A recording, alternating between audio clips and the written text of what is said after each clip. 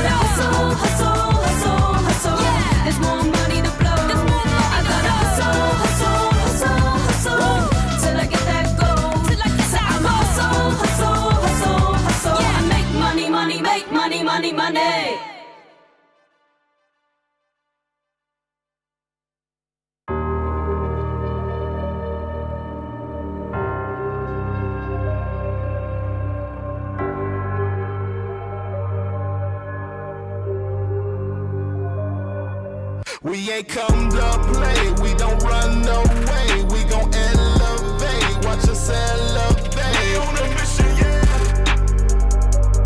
We on a mission, yeah. We ain't come to play, we don't run away. We gon' elevate, watch us elevate. We on a mission, yeah. We on a mission, yeah. We on a mission. Crushing every bit of competition. We on a mission.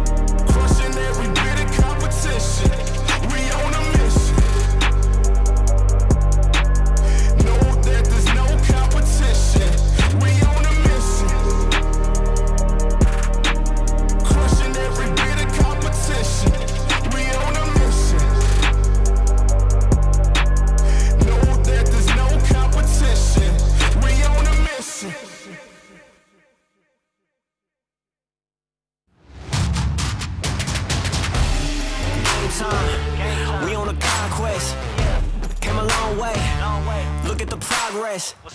I see no competition. It ain't no contest.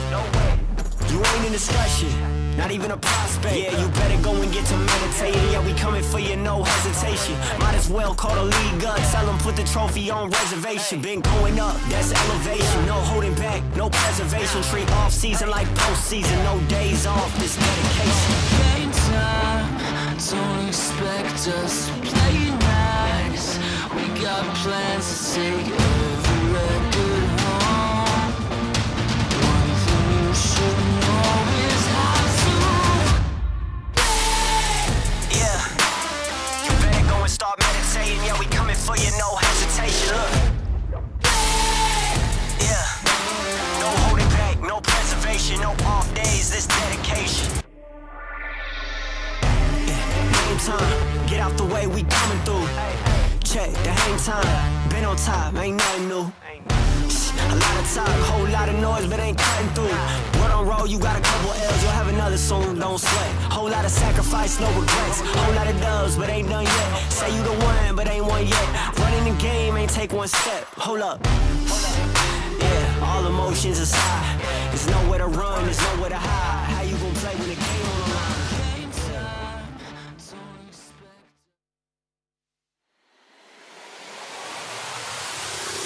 I want it now and I ain't never gon' back down. I want it now and I ain't never gon' back down. I want it now and I ain't never gon' back down. I want it now and I ain't never gon' back down. I am no regular citizen. Nope. Do you understand what you're witnessing? You cannot tell what the difference is. I want it all and I'm winning it. I do not care about opinions. Time to make a few decisions so I can take a position. I'ma go get it, I'm punching and kicking. I keep on moving, they off of me. Just do it and stop by that talking G. I'm not expressing no modesty. I can't see nobody stopping me.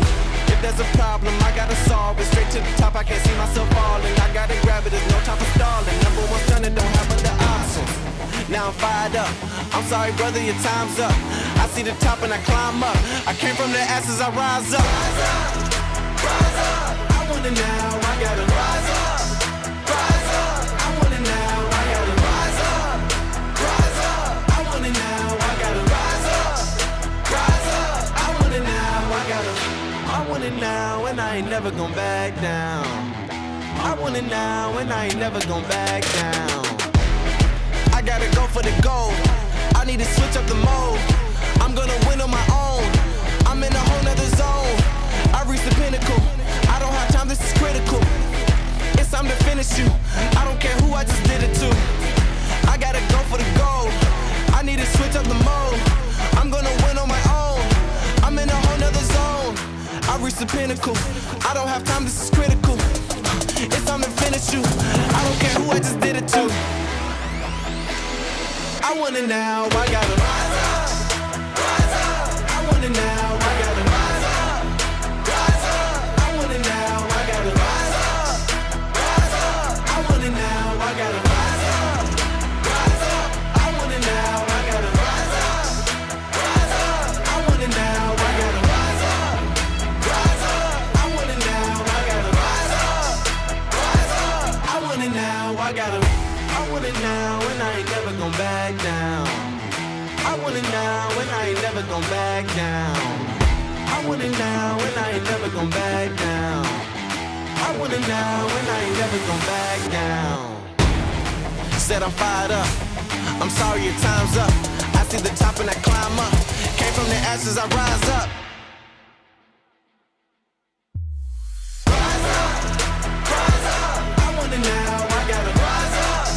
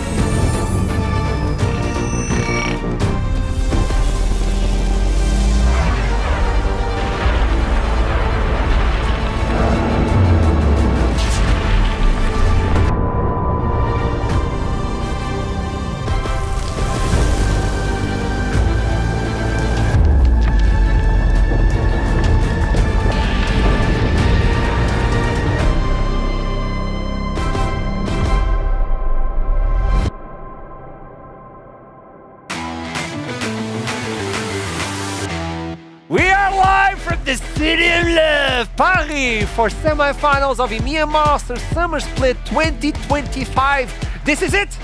Only 4 teams remain and only 2 can go to finals. It's a pleasure to have you back with us. My name is Alexander Maya. I'm your host. I'm not alone. We have a magnificent team to work with us throughout these 2 days. Before we go to finals, let me introduce them. Treblink and Aragon, welcome back. Hello, everyone.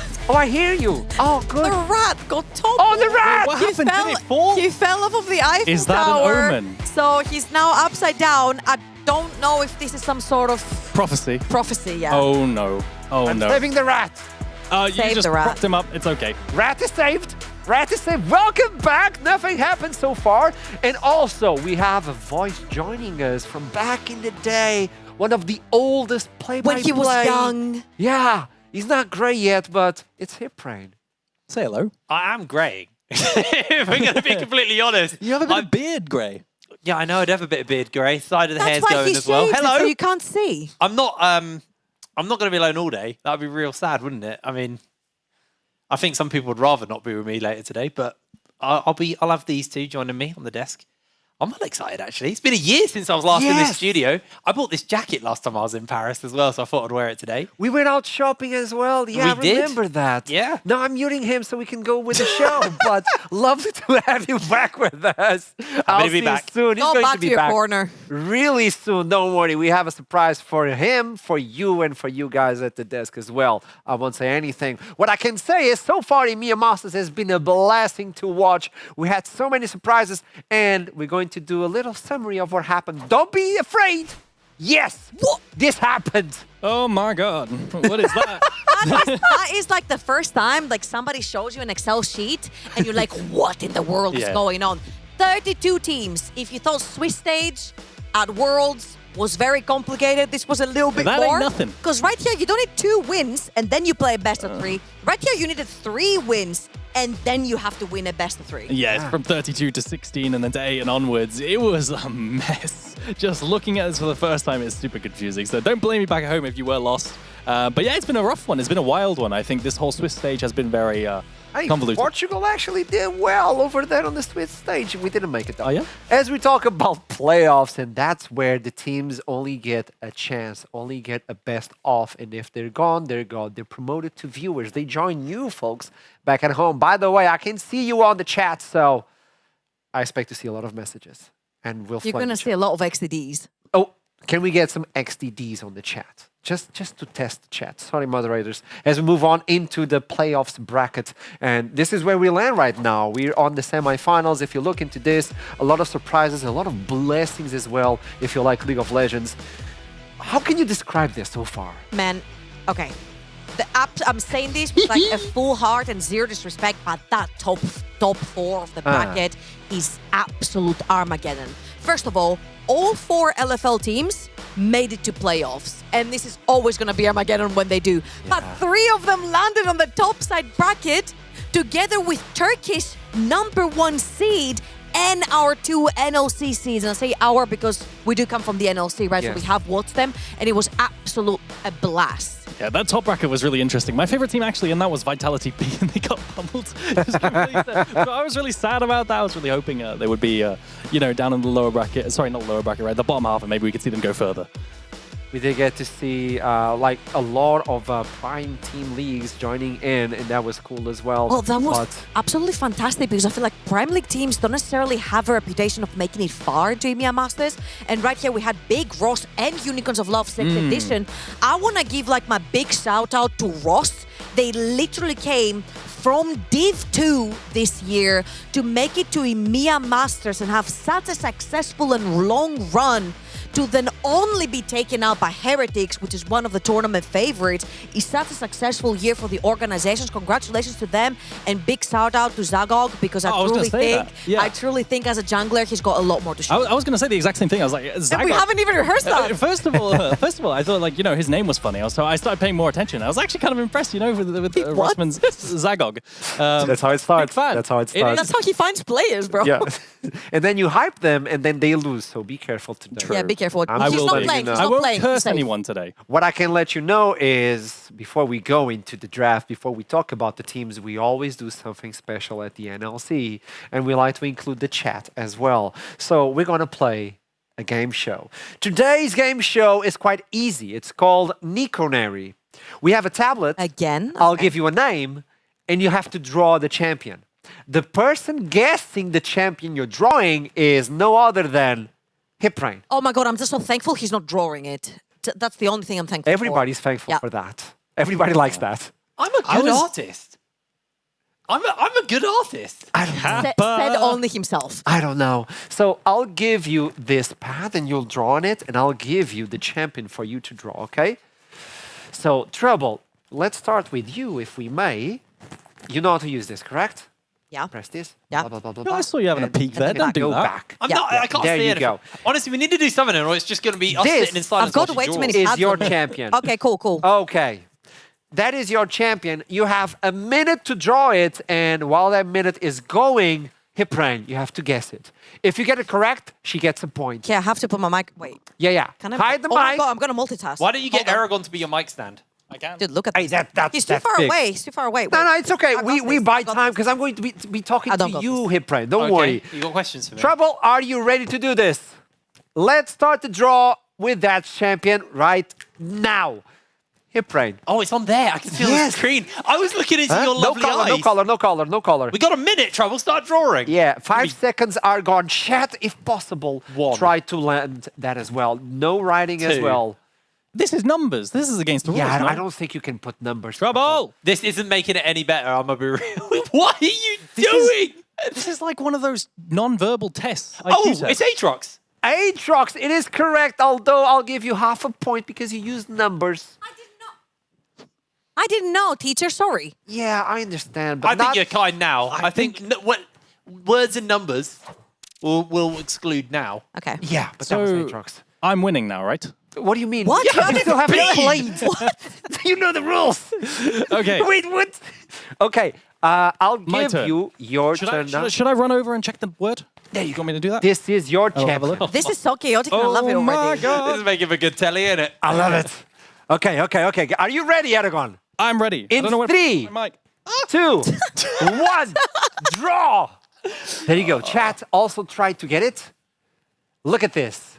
Oh, that this is is amazing. so easy. Oh, that is amazing. Oh, it. Hecarim. That's Hackerim. Somehow you got it. I'm just Picasso. Like, I don't know what to say. It's crazy. So I get Aatrox.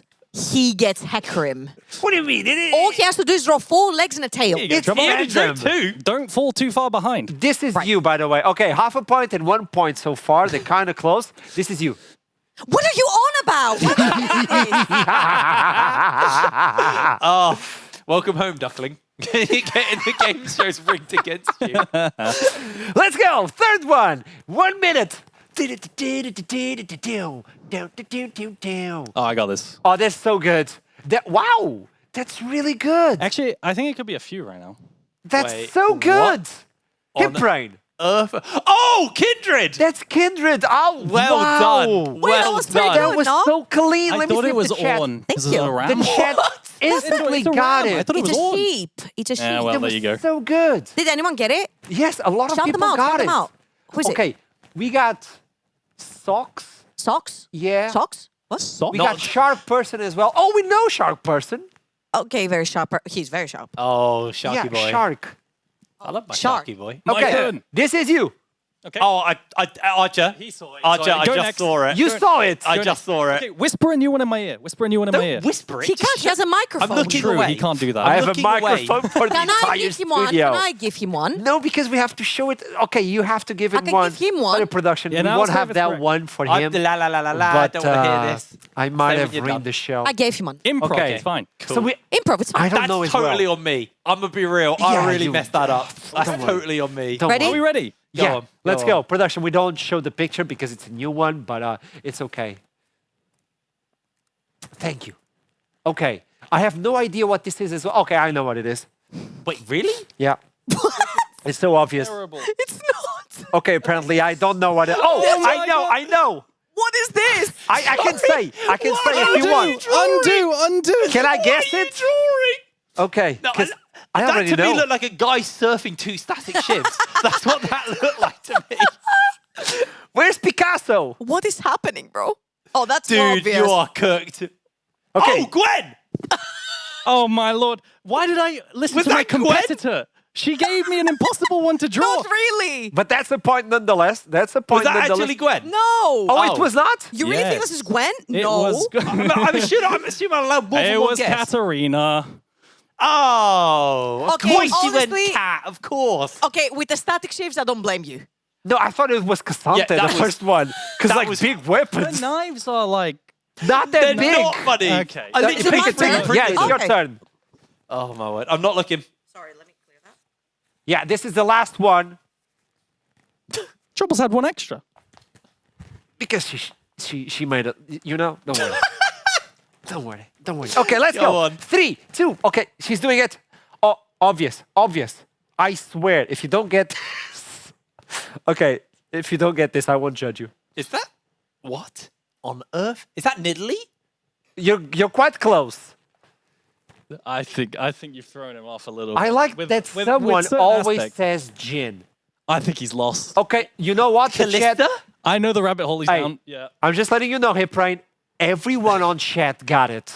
No way. Everyone.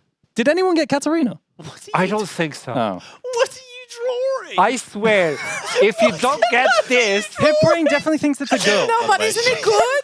it's so good. The chat, all chat got it. Okay, can I get the point? Because Chad got it? No! 10 seconds. Jarvan.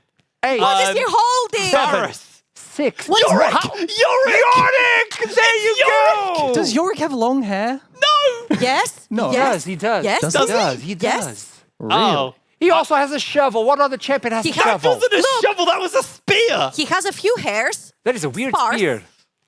Which means The shovel. Trouble is the winner of today's show. Hey! And you get a prize. Are you ready, chat? Yeah, we give prizes over here. We got...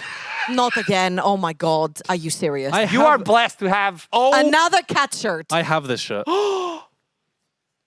Wait, on that's actually. pineapple. They're pogging. yeah. They're all pogging. It's a pineapple paw cat shirt. Wow. Yes. Thank you so much. We specifically searched for pineapple paw cat shirt. You had another cat shirt as a reward last time. Do you have like a cat shirt shop? Take it. you. Let me take the pad from you. There you go. That was wonderful. That Katarina will always be on my nightmares. And welcome back to the show. We just wanted to warm you up with our Picasso skills and hip brains guessing that was Nidalee. As we move on to today's game, are you aware of today's games? Do you know which one is it? Okay, we're moving past the drawing now. Okay, yes, of course. What's the cities of today? We got Ella versus KC. Oh, Yeah, that's a banger. gonna be a banger. KC Blue versus Los Ratones. For those of you who didn't know this, I mean, come on, this is the series. A lot of people have been waiting for the rematch as well because I believe the first wound on the best of series of Los Ratones was KCB. Oh, yeah, baby. They took the entirety of NLC by storm over in winter. They got to EMEA Masters and suddenly KCB take them down in their first best of 3 that they faced against each other in groups. Was it upper bracket? It was. Does it like care too much about upper brackets when there's no elimination on the line? Apparently not. So does it still count? It still counts. It's still a massive win for KC Blue back in a winter split, but now they have to do it once again if they want to I go will to the finals. Tell me. I'll be the lawyer a little bit. You know, I think if you look at the way those games were played, Los Ratones at the very least, I think they were in a winning position. And people look at the scoreline, but the way they played, they lost with soul. It should have been a win. At least picked up 1 W there. It shouldn't have been a complete. I'm gonna say it coulda, woulda, shoulda. And Coulda, woulda, shoulda. right now, KC Blue, at least in face-to-face, they've won versus LR in winter. Can they do it again in summer? When you look into this roster of KC Blue, they have a different roster than what we had during winter, and that's a massive because of all those. I think Yukino is another one that we need to highlight. Yeah, there was like this whole thing with Bukara being taken away by SK, and then Isma joins KC Blue, but then he goes over to Giant X, and then Isma has to play the EMEA Masters, even though he's not in the team. But then they scouted Yukino from Div 2 over in NA, and they brought him over and they tried to actually raise him as a talent, right? And I feel like he has been such an incredible integral part, particularly of their early game. Yeah, I know the KC fans are very protective over him as well. Anytime you see some kind of tweet where KC could be getting potentially scouted for the LEC, everyone's like, no, don't take him away from us. So, yeah, I think shout out to whoever's developing talent on that KC Blue roster, because he has improved so much and he was already good, right? He was already good and he just keeps getting better and better and better, and he's become a really, really solid playmaker. In my opinion, the best jungler left in the tournament. I will say also shout out to the Rock 7 that actually approved the whole Yukino thing and brought him over in the team. Of course, now no longer part of the coaching staff in the team, right? So it's been a very rocky and rough year for KCB overall. At the beginning, not having necessarily the jungle that they wanted, and right now losing like a very integral part, which is their coaching staff. Coming into this tournament, however, it hasn't necessarily seemed like it has impacted them a lot. However, today, they're getting truly, truly tested, I believe, for the very first time in the I tournament. think the interesting thing is that the only team, I believe, at the very least, that haven't struggled as much. At the very least, the other three semi-finalists have had much rockier starts to the tournament, especially in Swiss, where, you know, teams are going down 0-3 UOL, for example, whereas KC Blue, I think, had a lot more smooth sailing. When you look into the stats, and you brought one specifically, which I really liked. TDPG. Yeah, what is that? TDPG, Okay, explain. So people that don't know, TDPG is tower damage dealt, which is a fairly unique stat, and it's usually dependent on what kind of champion you're playing, stuff like Trundle. You'd expect him to be playing a lot of Triforce champions like Trundle Wukong, which he has played a little bit of, but he's also playing other champions, which means that he's also just getting allocated turret platings and side laning damage onto tier 2s as well. It just showcases how KC want to play around this. And the reason why these stats are important is because they're the highest of any jungler left in the tournament. 50% first blood rate over almost 20 games, highest damage per minute. Anything you sort Yukino by is usually around the top. It's kind of scary when you put it like that, because you still have Velia on the tournament. Velia has always been the stats jungler, and he's far behind Yukino. So KC are a powerhouse, and when you look into the mid lane, and the way he's also playing with the mid lane, and it brings us back. You know what's actually crazy, especially if we highlight slow queue right here from the side of KCB.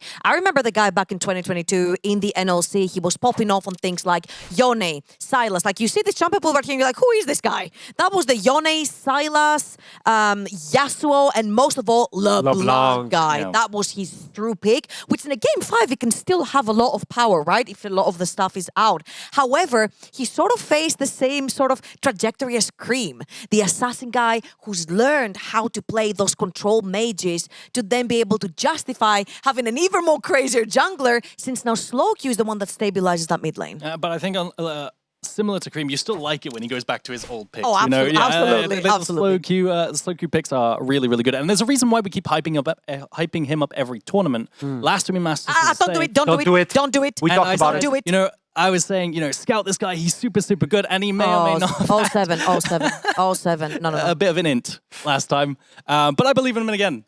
I'm not trying to curse him. I think he'll do well. Can I just remind everyone why me and Asheram are just so apprehensive about what's happening right now is because every single player that this guy yapped about in the previous EMEA Masters absolutely choked the series after. So come on, man. We just want a good series. Don't do this. I was so hyped, and it was just so unfortunate. This time, guys. It will be different. This time. It will change somehow. And when we talk about legends, I think bot lane is one to look into, especially with those two AD carries.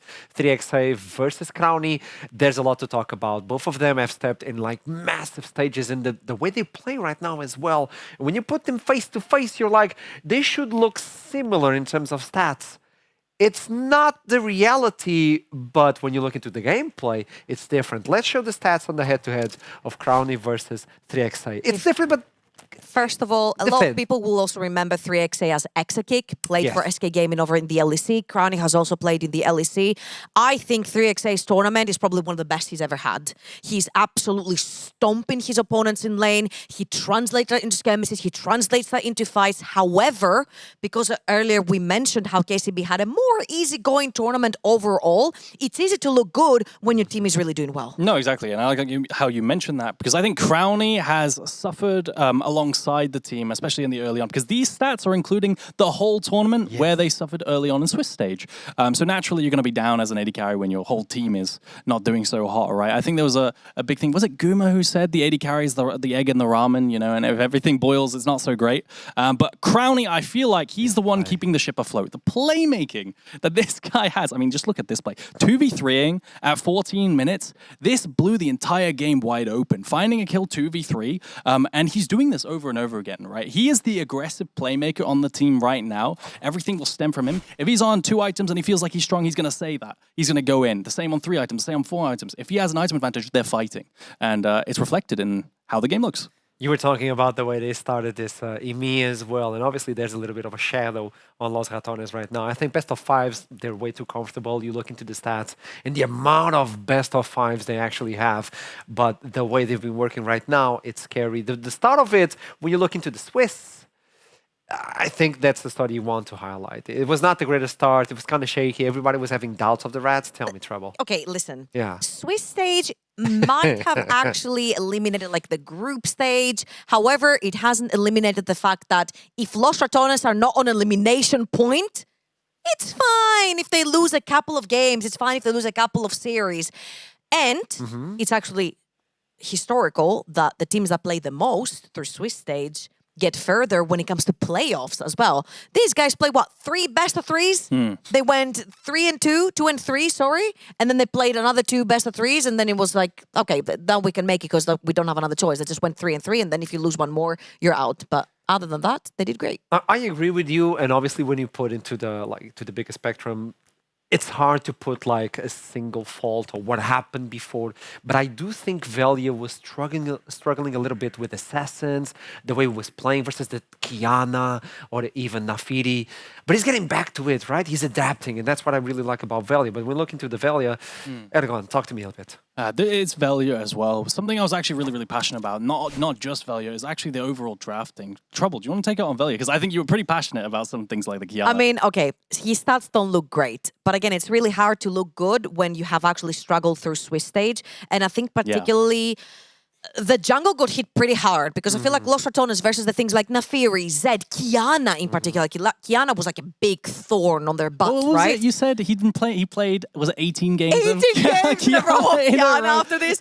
Yeah. But you can see how they really suffered versus like the more fast-pacing, kind of super aggro junglers in the early game. And Velia was the first one to get hit by this, right? If you fall behind, you get constantly invaded and all that. And a few of the series, it was kind of like unsalvageable. So obviously his stats will take a hit right here, and it's not like the full story, but I do really believe he redeemed himself from stage of 18 onwards. Yeah, and the reason why I don't want to go too hard on Velia, right, and I have other points, is because I don't think it was a sole issue. I think there was various issues. For example, draft. I think they've had a lot of issues drafting around top side, specifically around the Baus, where there's so many locked bans, and it feels like Baus always has to be prioritized early in a draft. You know, you're B1 in Gragas and always having to 1, 2, 3 top lane. Otherwise, you know, Baus might not have a champion to play. And that can be quite problematic. Oh, gosh. Just like this draft. You know, I actually really like this draft. Okay, so hear me out. Okay, lawyer, hit it. Hear me out. Everyone, I imagine everyone hates this. Is this your hear me out? This is my hear me out. This draft is playable, right? You have a really strong bot lane. Enemy carries in AD carry and mid lane are so scaling. They're not going to come online till 35 minutes, you know, 2-5 in Smolder, and you've got an Azir Smolder duo. In theory, LR should just be able to fight every objective and then guess soul and end the game. It did get a bit messy, but that's why I don't mind LR's comp, and I think I'd prefer to play it if I was on the team. Really? Yeah. Trouble, I know you have a different feeling. Yeah, I do have a different feeling because they picked Saya Karma to push down bot lane, and bot lane just got swapped on.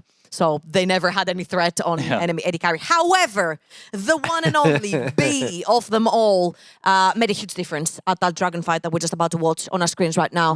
I feel like Baus has been an exceptional player when it comes to clutching out moments, and that's something you can't teach. You either have it or you don't in the heat of the moment. So I'm just going to keep an eye out right here onto Poppy. Right now, Baus is over towards that blue buff, and he will walk in. What does he do? He uses that Poppy to throw 2 out of 5 members out of the fight, and then pins that jungler against the wall, which means if Trundle dies right here, Galleons do not have a chance of stealing that dragon. But with his last breath, he W's the last chance for engage that Galleons had and absolutely wins the fight for a lot. Yeah, and don't let the KDA fool you, right? Like, he was 1-4, but like he was heavily weak-sided, playing 1v1 against Smolder. He was 1-for-1ing. Just realized what's different happening lanes. bottom left as well. Yeah, what is that fraud doing? Bro, We got What's my streamer doing? Troubling stream. My favorite part of this game was boo-boo!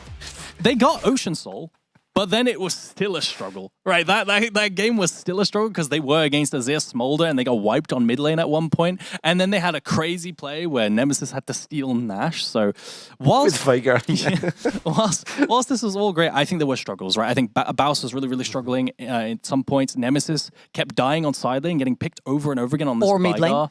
Yeah, and mid lane as well, getting bombarded right there. But yeah, they got aced here, which then led into a Nash, and this felt like a huge potential comeback moment versus Galleons. For Galleons on the Nash right here. But then it comes down to Nemesis with the TP flying over. I feel like, obviously, LR is the kind of team that they still make mistakes, but I think they're so good at salvaging really bad situations. They're really smart. So the fact that they dragged out this Baron fight so long, Trundle is just struggling to kill the Baron alone with just one soldier from Azir. And by the time this whole thing happened, Veigar, which is Nemesis here, has the time to respawn, re-TP back into the fight, not only kill your jungler, but also take your objective. So he steals your girlfriend, and he leaves you there crying, right? So it's just the 2-in-1 I thought special. it was a game 5. When I saw game that, I 4. was like, yeah, this is going to go game 5. I thought it was going to game 5, but somehow that's what you say. The way they are able to salvage their mistakes or actually find an opening, that's what makes the Rats carries as well. And when you look into, what they achieved so far, I think that is big.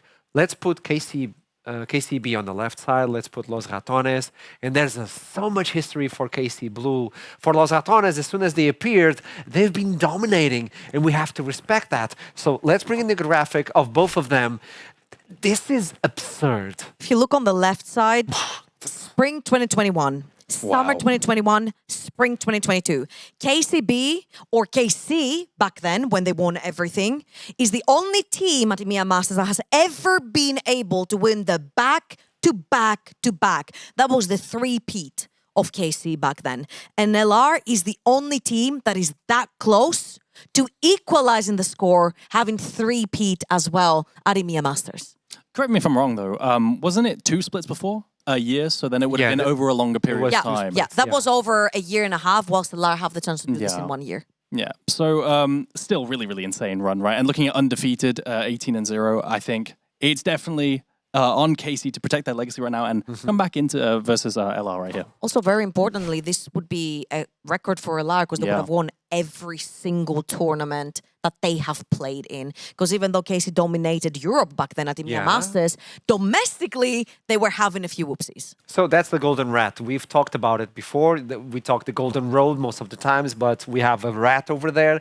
And if they win, if they're capable to do it in Paris Games Week, we're going to paint the rat golden and give them to the gift to the rats. I think it's a massive history, but also we look into the French team, KC Blue.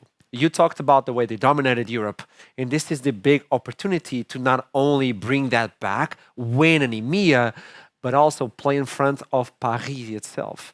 I mean, for their fans in particular, I feel like this is the only thing you have to look forward to, right?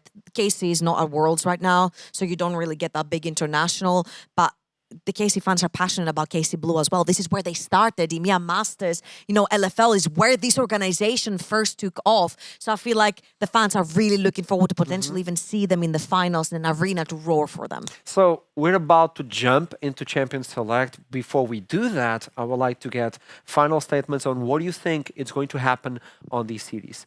Don't hype anyone, please. Please. But let me Don't know. talk about any player. I'm going to say, Okay. do you want a scoreline? Yeah, why not? Okay, I'm going to go 3-1 Los Returners. Wow. Yeah, I think it's going to be Los Returners have scaled, but KC are really, really good. And in some ways, I view this as the true finals of the league. I think these are the 2 best teams left. And I do think that it would be maybe 3-1 or 3-2 for Los Returners. As soon as you said that, Yeah. I got something in my ear saying, okay, KC wins then.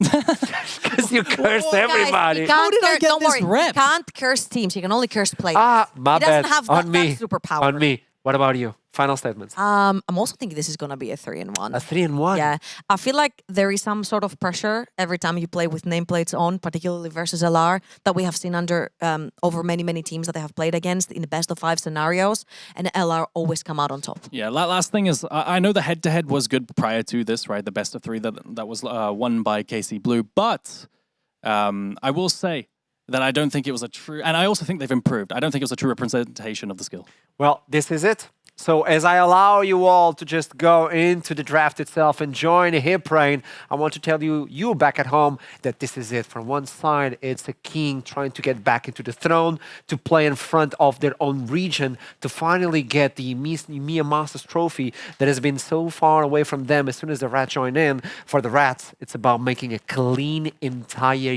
year, joining in competition, winning everything they can on their region and internationally as well. And then who knows what happens on 2026. But what we know right now is that we are about to jump into the draft, and that's why I'm going to toss it to Hip Brain. I'll see you soon. Thank you very much, Archer. Hello and welcome to the caster desk. I've finally stolen the desk and brought them over to join me here. So, obviously the big game, I think the one that a lot of people wanted for the finals, LR versus KCB Blue, heading straight into the picks and bans already. We've seen that pretty infamous Rumble ban coming out from the side of LR. They do not like dealing with this, but countered with that Scion as a denial from Baus. Yeah, that makes 18 games in a row of Rumble banned, straight for Los Ratones. I'm looking at what they potentially set up here. They like Ryze. So the reason why I was cautious about calling out a mid pick is that Orianna has answers and Ryze has answers right now. You could probably pick Orianna or a control mage if you're interested. Slowq likes Sway into it as well. Yeah, absolutely. I feel like as long as you outrange and you can take really nice trades with the Orianna, you can outrange with the Hui. However, I feel like Orianna works much better with picks for Yukino, like the Pantheons, the Trundles. You also have the Jarvan still up for grabs right here. So if you want to play super aggro in the early game, I feel like Orianna works better with Yukino style. Especially when you put that Jarvan in the mix. You get what I like to call it the mixing bowl, where you get the Cataclysm into that Shockwave. Obviously, you outrange in lane, like you're saying. And looks like you guys are on the money. Thinking about it here for Slowq, you can look to lock in that Orianna. The question to me now is, what is the answer going to be on the other side of the map? We've seen things like Xin Zhao have a lot of priority, especially at Worlds right now, into Jarvan as a jungler. And Jarvan, you know, I think he's only picked up his first win yesterday. What does 3xA do? He's just he's here He's not up yet. It's a moment. They've still got another ban phase before he gets to get onto the computer. He's coaching. I quite like this Corki pick, by the way. This is like a massive denial away from crowning, because this is probably his best champion. And that, therefore, you know, in the rest of the field list, you can't actually pick it. Now, on the other side, usually into Jarvan, you're thinking of champions like Kiana, Lee Sin. I think these are two of the best junglers that are really good. Into Jarvan, Poppy is available as well if you want to go down that route. Well, going to lock themselves in the... oh my word, I've forgotten the champion's name. Yanara, thank you, there for Crowny. What are they going to let's put this with? I'm just thinking maybe you're just looking Kiana here. Aragon said it. He played 16 games of Kiana and he was looking, but... Oh, that's not... Reckless Bard works because you can actually outrange the Corki lane right here. I feel like even if you play Nico into it, I feel like Bard is just so versatile in general, and you need some sort of push on that bot lane with Kiana. So, sorry, with Yunara. So anything like Bard or Nico really helps that lane sort of push out the waves. Yeah, I imagine now a hook champion into the Bard is pretty standard, right? You just go Nautilus. It's probably the worst matchup. Last time I saw them play Bard, they were begging for a Nautilus ban. So immediately, Bard I'm a bit confused by, because usually you pick it into immobile champions and the enemy team has a Corki. So I feel like they could have saved Bard for a better game. You can journey out of the Cataclysm. Ah. Okay. Well, I guess you're cooking a little bit too hard here, Trouble, to be honest. Well, as we're moving into second ban phase, obviously seeing a lot towards the bot and the jungle, I expect KCB to probably start to ban away some more from Velia, play that denial pick. We talked about, obviously, the Poppy's been mentioned. Things like the Xin Zhao or the Wukong already banned, probably the next kind of big priority. On the other side, it's mid lane bans here coming in. Talia, maybe that Azir, maybe that Orianna. I'm just wondering what happens to the Aatrox. Baus has continuously called that champion a demon champ for a reason. It just sort of tilts him in lane. He doesn't necessarily know how to counter this kind of champion. And if main turn knows how to play that champion. Like, this is the guy. Like, Aibo, Ragnar, Mainter, the 3 really big RL players that can pilot a champion, like Aatrox. Yeah, I think the only downside to Aatrox this game would be Aatrox doesn't really like playing against a lot of range champions, so when you're against Ryze, 3 of them, you generally want to save Aatrox for a comp that comes into you. I think that might be a better angle for Mainter, but I still think he's so good on it, like you're saying, that he could just go for it. G2 didn't get that memo back when they played versus...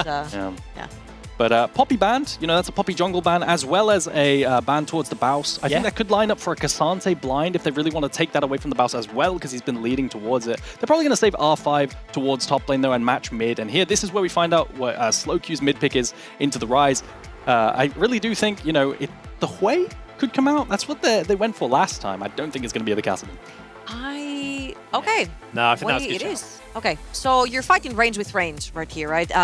Hui is one of these champions right now who currently in the meta outrun just any S-tier meta kind of champions, with Xerath and Vel'Koz not necessarily being played as much into it. So Slowq right here will be able to push out those waves. And for Baus, like the 2 most prominent picks that I can think of that he plays is that Kled and the Cassante that we mentioned earlier, unless he wants to go towards a Volibear, but after the nerfs he hasn't necessarily really picked it that much.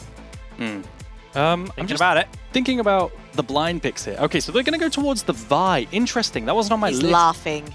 That's Vi top, isn't it? It's Vi top, isn't it? There's no shot you blind Vi. I think you... The Creed Vi was nerfed. No, there's no way. Because if you go Vi, the enemy's just going to go Renekton or something that stat checks you, and it's going to be absolutely hellish. So I imagine now we're going to see Baus's blind, which could still be the Kled, although, you have a lot of answers into the Kled. I think it's going to be a little bit difficult. It is Vi top. Okay. Baus is blinding Vi top. Now, into this, I'm really worried, because like you were saying, now this invites the Aatrox. Now you can just play Aatrox! Now this invites the potential for the Renekton, which would just decimate a Vi top lane. And that's what I'm really concerned for, because I feel like blind Vi? Cassante. I mean, that's just going to neutralize the lane. Obviously, the thing about the Aatrox is very good in the kind of like toe-to-toe, the fight between them. But like you guys have highlighted, when you're looking away from it, there's still 3 people in range. There's still people who are going to space that Aatrox and deal with him. And he's also got to work around his own team's terrain in like the likes of the Jarvan. So I feel like the Cassante, it fulfills a frontliner role for you. It can skirmish versus Baus as well in the lane and neutralize it. I think this is probably the safest pick for them. LR, I'm curious your thoughts on their comp here, because I feel like this is high risk, high reward. Oh, absolutely. I feel like there is a dive-in composition right here, but I feel like it's a skill check as well. If you look at a lot of compositions, they all have agency to play the teamfights however they damn well please, right? They don't necessarily have to play in formation or the front to back. You've got the Ryze ult that you can cause chaos with, Naafiri jump in the backline, Bard ults coming through, Yunara plays pretty much individually as well. So I feel like a lot right here, they're looking to stat check KCB, but I'm with you on that, Cassante. I freaking love this. The longer your front line lasts, that Hui champion is absolutely insane on 3 items plus. Yeah, I think a lot of attention has to be paid mid lane this game, right? The 2v2, sorry, the 1v1 in mid lane is quite Hui favored with the amount of range that the lane is going to get really, really strugglesome. So I think some ganks towards mid could be really great to break up how that bullying will go. I'm also just concerned a little bit in general for LR, because I feel like I like KC Blue and the fact that they have 3 lanes that are really strong early game, on top of having a really strong early jungler, whereas Naafiri is quite weak. Yeah, no, absolutely. I think my eyes right now, early game, I'm definitely looking at Vela and Yukino. We talked a lot about how like the crowning matchup and 3XO is going to be our matchup. Our head-to-head. So our head-to-head to watch, yes. But I do think Yukino versus Velia are really going to decide a lot of this early game. Also, what does Vi do in a lane swap scenario? Like level 1, let's say... Oh, nothing. Let's say the I'll AD tell carry... you what she does. She helps her jungler clear camps. Yeah. Let's say they do the AD carry swap. Right, the the Taeyoon HLE swap. What happens to Vi 1v2? I think it's going to be pretty rough. Sorry, 1v1 versus a Corki. I think Vi versus Corki sounds absolutely horrific. So we'll see if KCB decide to go that route. And I actually don't dislike it, because with Cassante, you don't necessarily want to stomp your lane or be ahead. You just kind of slowly and gradually want to grab your items, be as tanky as possible. If you fall behind in lane, who cares? You're still going to be this menace like Cassante usually is later on in fights. Yeah. So I actually really don't mind the lane swap right here if it comes through from KCB. I feel like, if anything, it's a great choice for them. Seeing Baus swap here, maybe they're thinking that the lane swap is going to come through. He is going to go towards the bottom of the map, but this is absolute disaster. This is trying to outbrain the outbrain, and it's just backfired a lot. Now they're sending Crown, he potentially matched the Corki. up to top side. I wonder if there was a way to get deeper scouting to be able to find where... Oh, wait, nice. To find where the AD carry was going. But now you got Vi 1v2, I mean 2v2 with the bar down in bot side. And I think it's going to be pretty hard to farm. Level 1 invade. Well, you know knows it's going on, so he just comes in, throws down the smite, is able to get the... Oh no, Velia actually got the secure, and now he's able to bully Yukino out of his red side. Means he's going to be able to go pick up that red buff, and we are going to see a good map split here. But if anything, this is worse for Baus now, because the enemy jungler is playing on his side of the map. I actually think this is absolutely great for LR. Quite the opposite. Okay. The early game aggression into a Jarvan, who inherently is a very fast champion at clearing camps, and usually doesn't necessarily get punished for ganking a low because he is that fast. Velia getting the advantage of having that range with him with Crowny, bullying Yukino out, has sort of forced Yukino in this weird predicament where he kind of has to manage his time between clearing and also potentially forcing flashes, because usually you'd want to go and dive that Vi down bot lane, right? But right now, I don't think he can. Yeah, or maybe potentially like take the camps down in bot side with the bot lane prior that you do have, because there's a Vi on the enemy bot lane. But because Velia is able to get those weak side camps, Yukino is not going to be able to get too much here. However, saying that, Pierre's on the way, and Velia's going to be alone. Yeah, he doesn't really have any backup right now. Already lost a lot of HP. Has got the flash available. Yukino, I believe he used the flag and drag to clear over the wall. So he can't follow up onto Velia, who's able to make his way out safely. I don't really see any return damage coming out from LR. And honestly, it looks to me like LR were the ones who forced into this swap with the fact that they happily gave Baus and Reckless down to this bot side. And they're just letting Crowny free fall. Velia stopped his back and he's wrapping around. If I've learned anything from watching Velia is that his 50-50 smites are always on point. Oh, well, no, not anymore. He just gets first blooded off screen by Yukino. I think he missed the smite. Yukino got the level 3, gets the red buff, and now accelerates his lead in that jungle. As we do see Hook landing in on to Piero there, but Baus going to take a fair amount of HP, forces the heal out from Reckless. They have got hot chockies behind them to keep Baus nice and healed up, though. So in terms of the lane swap, we have Yukino getting the red buff, but the Wraiths and the Krugs going towards the other side. That was so unnecessary. Did the it was smite warded. come through? I think the smite didn't come... Okay, so Yukino got the smite with the auto passive as well as the smite there, and yeah, he comes out on top. And now there's a dive.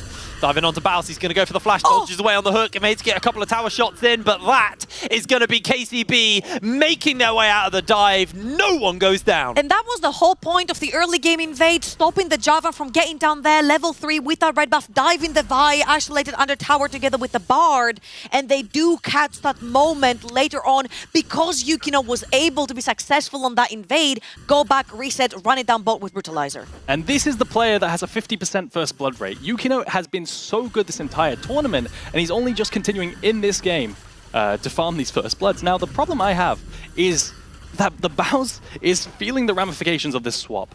Mainta has been farming just fine. 1v1 versus the range champion. He has a bunch of CS, and only now is Vi getting the CS, whilst Mainta's going to receive another wave and then pull even further ahead. So yeah, top laners, the Baus definitely suffering. They don't even get a plate topside off the back of this one either. So ultimately, this lane swap gave a minor gold lead over to Crowny. A minor, well, it's equalized with that assist gold anyway, but a minor CS lead, a minor experience lead over to Crowny. But beyond that, a dragon goes over to KCB. Grubs aren't up to the lane swap is, way too early to even think about stuff like that. I don't really see where the win is here for LR off the back of this swap, to be honest. Yeah, again, I think they tried to big brain the big brain, right? You're trying to outplay the outplay, and they ended up outplayed on this one. I think it's happening a lot more than this game that I've watched from them, this EMEA Masters. They always try to sort of predict the swap. However, if I go back to reminders of the initial swaps that we had that then got delayed further with the timers, you kind of want to sneak into the jungle, put a deep ward, trying to sort of figure out if the swap is happening rather than try to guess for it. It worked for them early because they used the advantage with Crowny in the jungle. But other than this, the Vi falling behind right here, I mean, people know my hatred about this champion. I just don't think she's that useful late game. But we'll see now with a more bruisery build if he does find an angle for it. Yeah, definitely we will see. And now, as a consequence to all of this, with how strong KC Blue is, Yukino has the Brutalizer, they're deciding to start up the Dragon. Yeah, they've got that item advantage off the back of that one, and Velia not able to really make his way over yet. He's going to still look for it. They put down the portal. Velia takes it, but no real follow-up, and ultimately Dragon is a freebie over to KCB. Take away that one nice and easy, and LR definitely on the back foot now. It's not a monumental gold lead, but it is already an effect that's starting to get felt by them just off the back of the call on the swap. Also, majority of that is also on Javan, which you would expect as a champion to get ahead in the early game. Yeah. Again, he's faster. He usually does get included in a lot of skirmishing early on. That is the reason why he's picked, right? He's just strong, and he can get kills early game, and kills you can has been getting in this early game. Yeah, definitely. You'd expect a Javan to have more early impact than a Neferi. I think now, speaking of the Neferi, you're going to have to wait for that level 6 because Neferi's a champ that scales, right? You power spike really hard on level 6 and then every single item. And now for that level 6 spike, that might be the window that Velia plays on, especially at Grubs here where they start to team fight. They could use to come back into the game. Saying that though, Yukino, he's very accelerated towards his first item. Slowq very low on mana right here. The Velia no 6 though. I think if he had 6, Slowq was dead, but ultimately they're still waiting for 6s across the board. Baus just ticked over to 6 on him. You can see Crowny and Reckless also just leveling up recently. I don't think Reckless actually is 6 yet. No, he's not. So still waiting on Velia and Reckless to hit that level 6 mark. Question for me is, are we expected to see anything when that level 6 happens, or are we just going to see a little bit more of the same? But Crowny, feeling the hurt there, the Ignite thrown onto him, it's chunked out a little bit, and Insta-pings coming down from KCB. The second Nemesis goes into Fog of War with that Rise. Yukino pings Reaver and plays Human Ward for his bot lane. really, really smart. Yeah, scared of being dove as well. Crowny's actually going to take a reset, and now they're swapping. Baus is coming down to bot side, and this is going to be, 7-minute 50 swap for the grubs that are spawning. So maybe LR are going to contest this. Level 6 for Velia is coming online soon, only a camp or two, camp and a half away. And that chunking onto Crowny has undone the CS lead he built up from going top lane in the first place. He lost a massive wave. Baus is going to go collect a chunk of it, but not all of it anyway. And now Crowny wants to go collect this wave top lane before he even thinks about Grubs. So I think KCB just have the momentum right now to carry this through to Grubs. I don't think they can think about Grubs because Reckless is just coming out base right now. Nah, they can't. So through sheer attack speed right here, Javan can just break through both of these Grubs and get out if he doesn't even feel like getting the third one. But since there's no contest whatsoever, they're just going to take all three. Yeah, it looks like LR were holding a freeze up top side with Crowny, and they made the call to not actually contest and break that freeze. So rather than contesting the Grubs, and which we really kind of want to do, especially with the Rise Global, and then you can play maybe side lanes quite well, then they're actually not going to secure it. And now LR on the back foot. They have to match every single play that KC Blue make, because KC Blue will always take turrets faster. That's 3 Grubs for KC Blue, and if LR ever caught sleeping... Oh, Nemesis! Hang on. Gets briefly caught out there. Ultimate was thrown down by Slowq, but in jumps Velia. Massive Cataclysm forces him to flash away, though. Doesn't want to get stuck with Nemesis and Reckless in the pit as they're going to take the portal. Yukino's caught between a rocket and a hard place. Down they go. Baus comes through on the portal, tries to look for a follow-up, but gets caught by the fear. Mainta's chasing over as well. They have to rise portal to safety. What a disaster for LR. Aragon picked up a B-roll clip earlier where Yukino does the exact same thing at the exact same spot. What a genius idea, the way that this was played. And I thought it was going to be a good fight for LR, because the entire time Piero on this Nautilus is out of mana. He's completely worthless, right? He's level 5, can't really cast that much, and he's out of the fight. Now, Yukino, he's going to kite around, tank this ultimate from Neferi, the call of the pack, and actually EQ back to find the kill on the portaling Velia. Absolutely crazy. They thought they had him pinned. They thought they had him in the pincer maneuver. Turns out One Head was a little bit weaker on that pincer. Oh. He's completed his item. Profane Hydra completed at 10 minutes. Word. He's going to dunk. That's going to be a lot of damage. Well, Javan might be 0-9 at Worlds. But we got better 1-9 now? We've got better Javan at home though. Both Velia and Yukino have made the champion look EU good. lost to Javan. Sorry, EU lost with... Did EU lose to Javan? I can't remember who. We won gave with the Javan, but I don't know if we lost to ourselves with Javan at the I same think time. Most of the world that. has just been LEC playing itself, to be honest. Yeah. EU won with Javan against EU. Yeah, I'm There you pretty go. sure that might actually be what happened there. I can't remember which one it was, because there's been a lot of cases of this. Or Baus, they're now, looking for him. Yeah, Baus is potentially being hunted. Hex Flash channeled up. He's got the Q. He's going to have to throw it down as Piero is able to find the lockdown. 3XA looks for him. Baus commits the ultimate, but he is absolutely cooked. That's another kill. First one for the Corki as well. The patience from Piero as well. He walks up, waits for the Q, then just uses purely the ult and holds the Q until last second to make sure they secure that kill. I mean, so far that early game has been beautifully played by KCB. Yeah, I mean, look at all the vision down in bot side, right? The full jungle is warded for KC Blue, so it's really hard for Baus to ever just walk up and farm a neutral wave. He needs Reckless there earlier to cover him if he's 1v2, and that's going to result in another dragon for KC Blue. They're The taking problem this is early there's game. many lanes for Reckless to cover here, so you can't be everywhere. But I think this is exactly what KC Blue are really good at, right? The early game playmaking, the general laning, I feel like the early game is where they get a lot of the leads, and then later on they struggle a little bit. And we talked about this. The LR strength was their team fighting, Oh, right? yeah. Like they're very good 5v5. Their comebacks. Where KCB, they're good at team fighting, but their real strength is in that skirmishing, is rotating around the map early, finding the fights where they can use their numbers advantage and any power they've been able to gain through gold leads. The question is this lead starting to get to a point where getting into the mid game, LR may struggle to look for the fight? Because you've got some items coming in. The Kraken Slayer's now finished up with the Crownie. Nemesis, very, very delayed on that rower. Obviously did buy a tier, so it's a slight detour, as you normally do on Rise, but still, 12 minutes not having that rower stings a little bit. He's already doing better than Zekal because he has a tier. Thank goodness. But on your Classic. question, if the 3k gold is enough, I would say yes and no. 1,000 of that is on the Jarvan. Oh, the Q. Tempered Fate is going to make the connection here onto Reckless. They look for the lockdown, but 3xA's damage is just too damn much. Security guard. Velia just literally stood in the face of a Corki, and the Corki out-auto attacked him, and there's just nothing you can do about it. The Triforce complete for Corki is his first big spike. They've hit their spikes earlier, and they're stronger at this stage with the one-to-one spikes. So it's really, really rough for LR right now. I think with their carries, Yunara and Rise really like their 2-item spike, with the Archangel's Rower completed as well as the Kraken plus PD or run-ins. Oh my word, my Crownie! He does this every game. He's losing too much HP, but Bass is going to commit the ultimate here onto Yukine, caught by the Cataclysm. Nothing he's going to be able to do about that one. And Baus going down for the 3rd time in 13 minutes. They're looking to wrap around bot lane, though. Let's see if they can get a kill right here from LR. Oh, there's a flash over Velia. It's the great escape. They can't catch the scuba diver. It's cooked. Da-da-dee, da-da-doo. And there's first Tower Blood. That is feat of strength. Actually, they already had They they had all the objectives. You That's normally get it crazy. with Tower. It's that much of a stomp that they've had it through kills and objectives. But we chatted about this earlier, right? Yeah. We were chatting about what are their strengths. And I said they're good at taking control of their lanes. They'll 1v1 you. Yeah. And for 3xA, if he does get that 1v1 with enemy AD carrying lane, he will take it, especially knowing that you've got Trinity Force, one of the most expensive first items that you can get, and a really great spite for Corki as well. He will take that 1v1. And this is particularly one of the reasons why KCB have been so dominant, because they have 3 laners that they can all step up to the occasion and take that 1v1 and take control from the lane. Baus? Yeah, if he face checked that and slow Q was there, that would have been really, really painful. We tanked a Fear to the face and maybe died.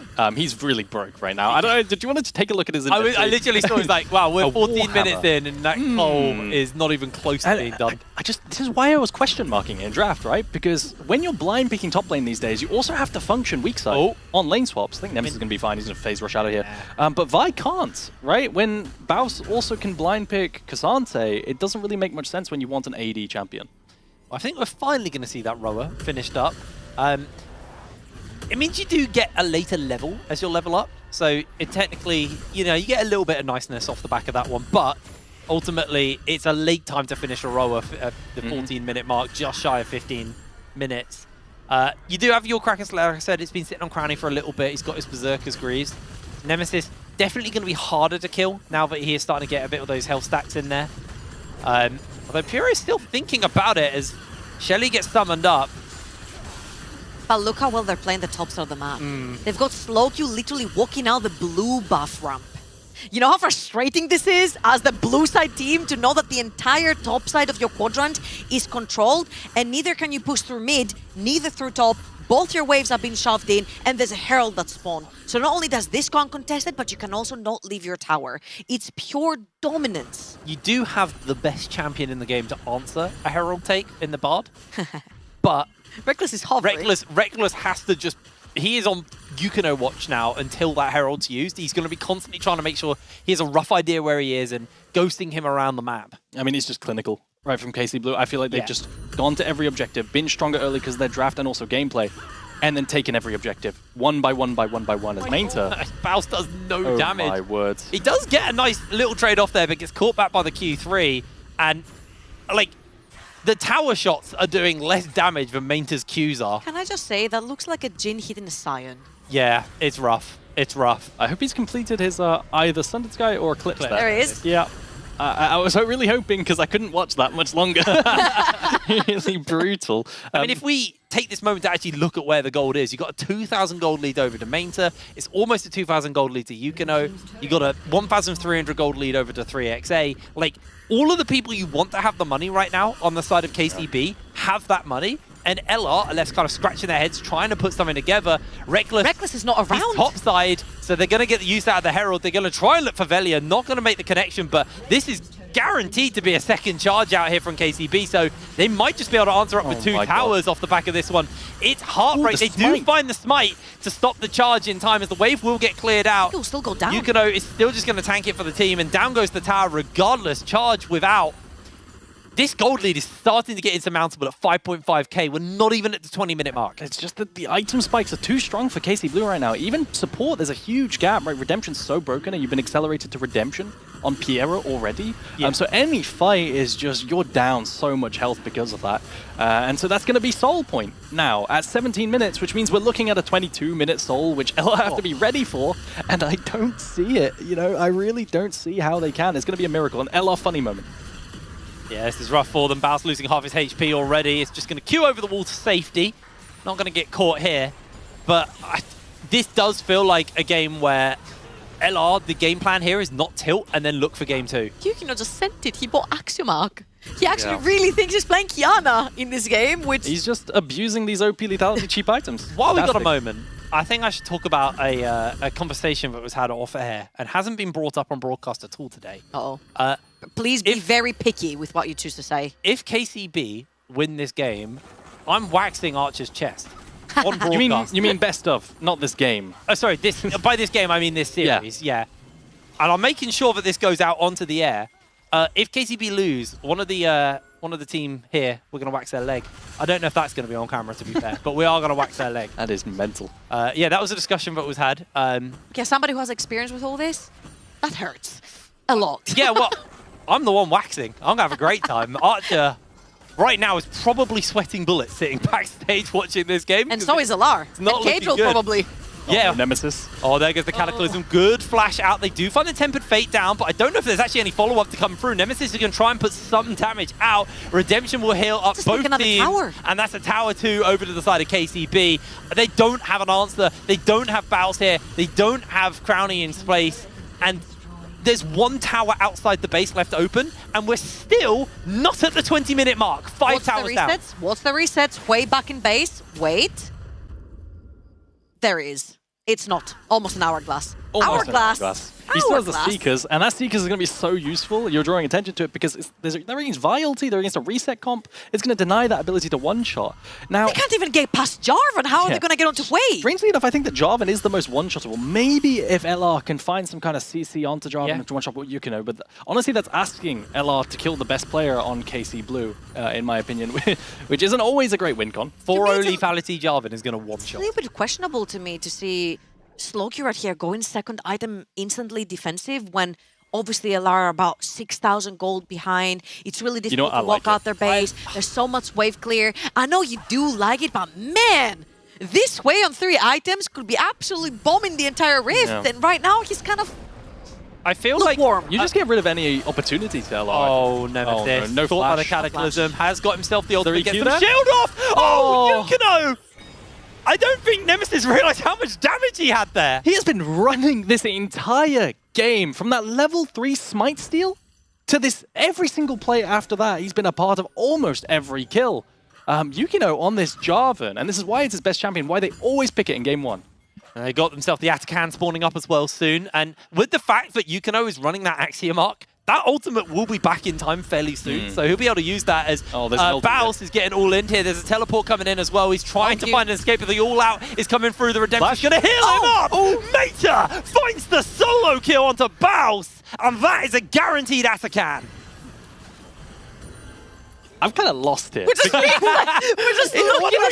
It's almost a perfect game. The only consolation prize LR have had is that tower in top don't have lane. a single kill. Yeah, it's legitimately almost a perfect game. Every objective, and they're only down 1 tower. And we remember last time when these two went toe-to-toe, LR, they got in their own heads. KCB managed to tilt them out of the game. Now, that was a best of 3, and LR so far haven't dropped a single best of 5, but we could be staring down the barrel of the end of the Golden Rat here.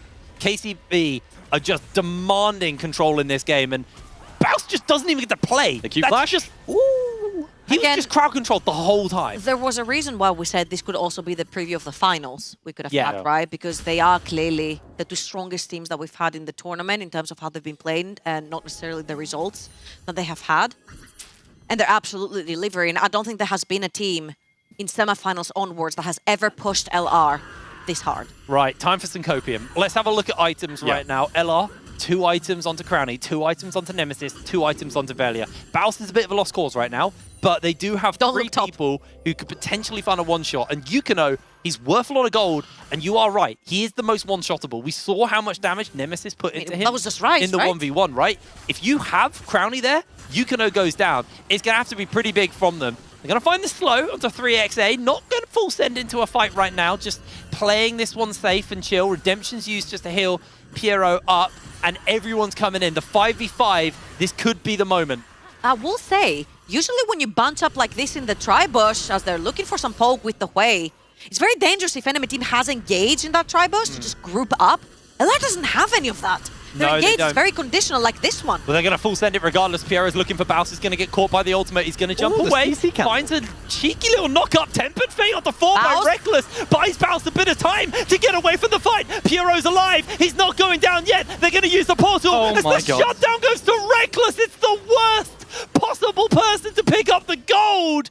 LR need to find more from this. But this should technically be Dragon. Look at the low HP bars all over KC. They're trying to turn it they're around. not done. Look at the damage. In jumps Veli onto the backline. They're going to use the Realm Warp to bring Nemesis forwards. Solo He's on the tower! uses the Zonyas. He doesn't go down as Mainta finds the double kill. KCB absolutely annihilate LR. Lost Returners, no, you had Baus for Yukino. They had no smite. You could have taken and denied that last dragon.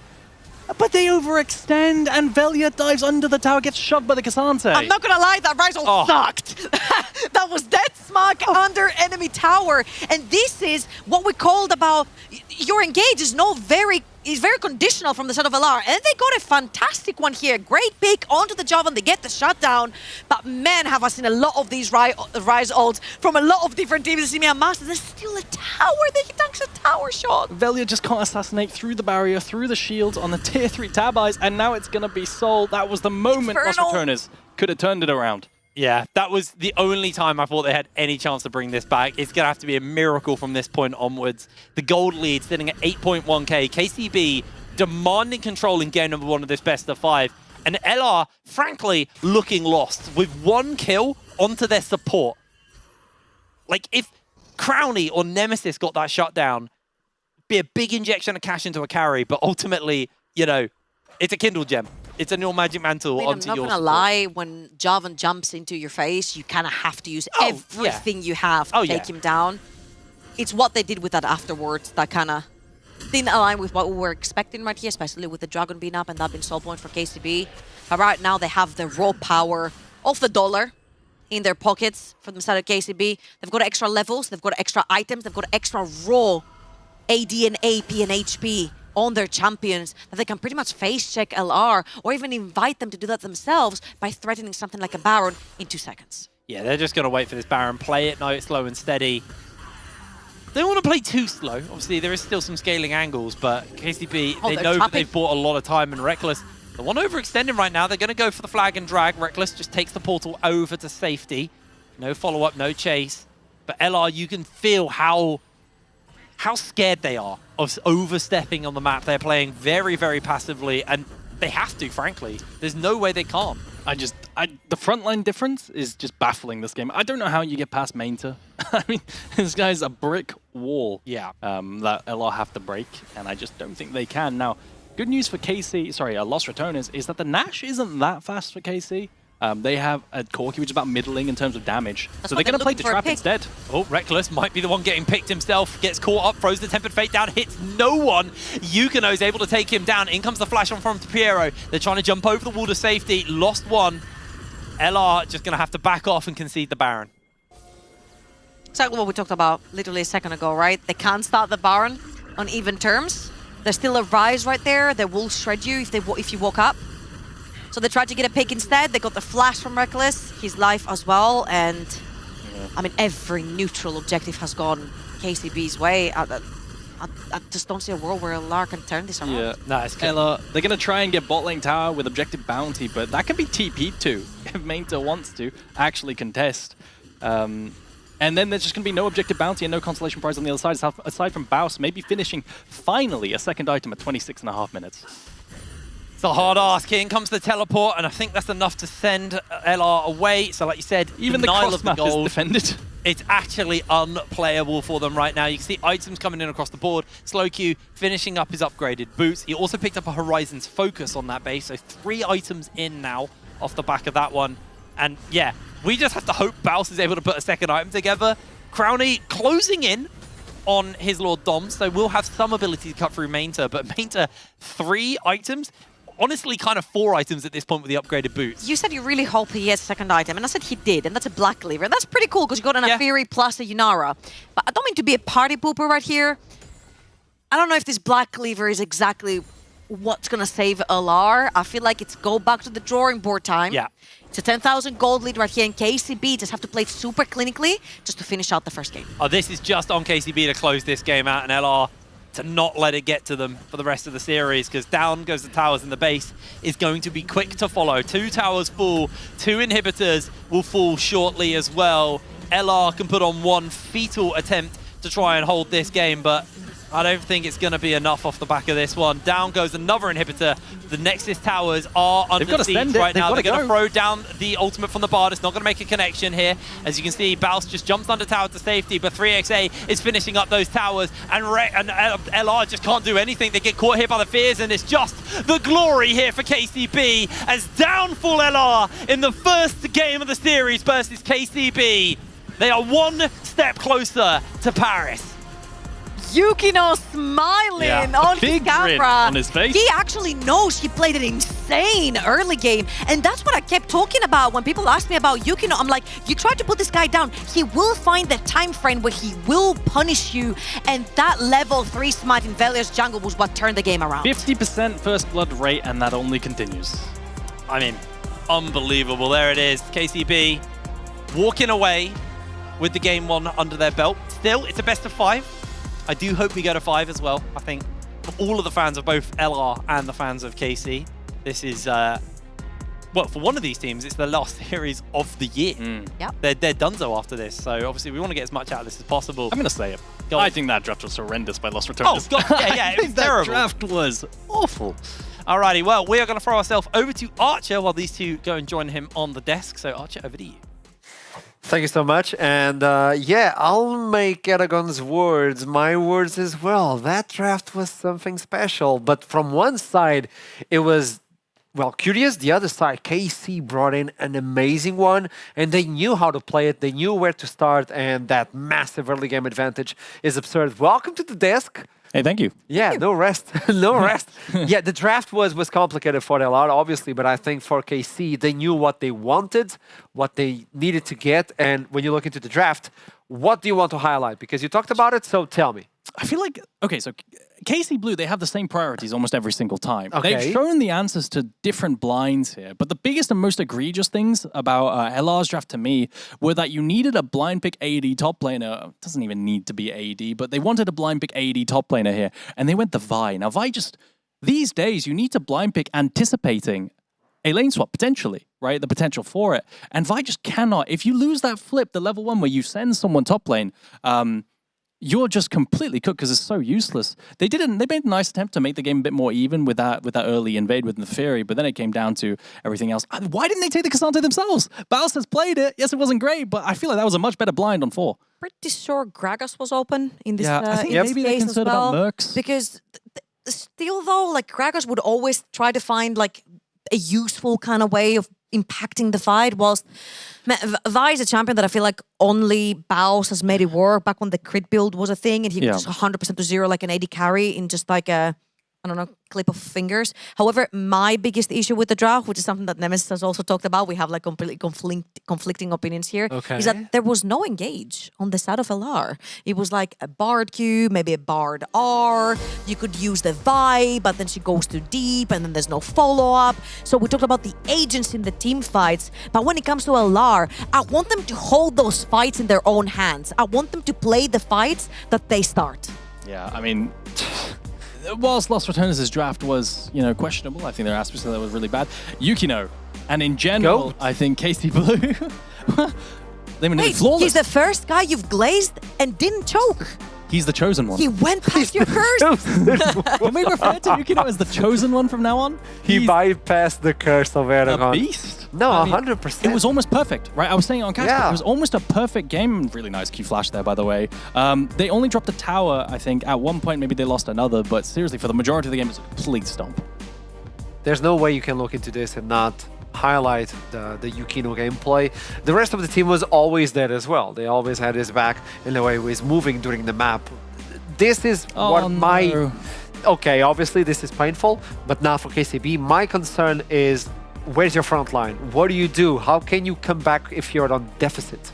Yeah. From LR, there's nothing. On the other side, it's like I have a wall, I have an engage, I have a poke, I have a massive early game AD carry. I always have an engage with Piero, which is a beast on as a support as well. It's another thing, right? It's like KC ate them alive. We have no front line, and it's like we blind pick Vi knowing we have a Bard. Why do we even have a Bard, right? Why do we even when it's blind, enemy can go Nautilus or a Hook champion, and they don't even have an immobile AD carry, right? So then we only get value into the Hui. I think there were better Bard games in the future. So I really think LR just had all the wrong priorities, and I think it showed as well. I'm actually happy that this happened because this means if LR turn it around in any way, shape, or form, we have a really juicy semifinal in our hands. 100%. Again, LR from semifinals onwards at EMEA Masters, they've pretty much taken every series 3-0. So, for example, for a challenger to show up and take them down, and that decisively in the first game of this best of 5, it shows how much fight K-Corp Blue have in them, but also the fact that nameplates on is not a factor for this team. 100%, and I think Hiprain talked about something that I want to highlight as well. The fact that the previous series, they faced each other in winter. KC were like, okay, we have the advantage, we're going to hold this advantage, and you're going to suffer this game. And that's exactly what they did. This could take a mental toll as well. I know for Baus, he's comfortable. You know what happened last time, though? It was also a loss through Baus. Mainter completely gapped Baus last time around as well. I mean, last time they even banned a bunch of top laners to make him suffer a bit more, but even without banning, Baus suffered again.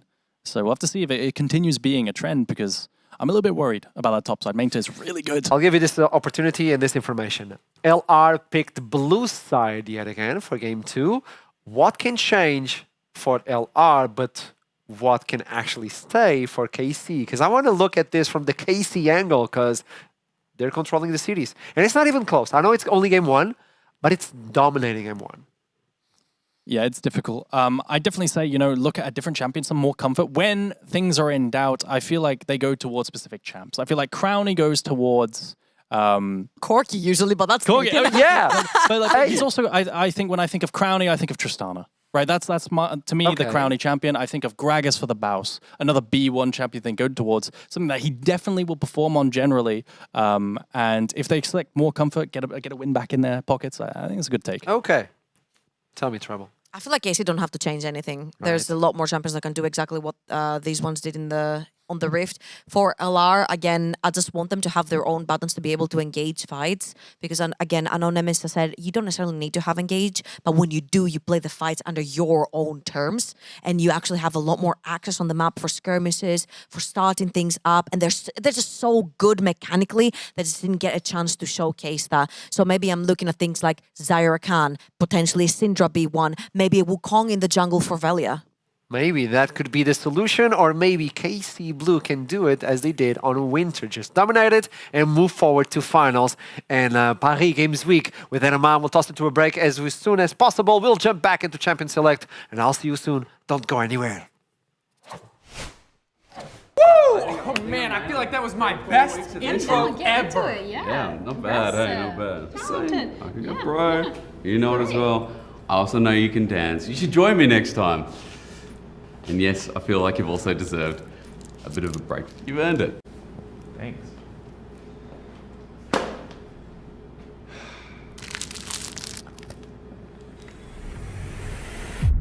Even the biggest champ needs a break. He's right. I can dance. Ooh. Oh. Okay.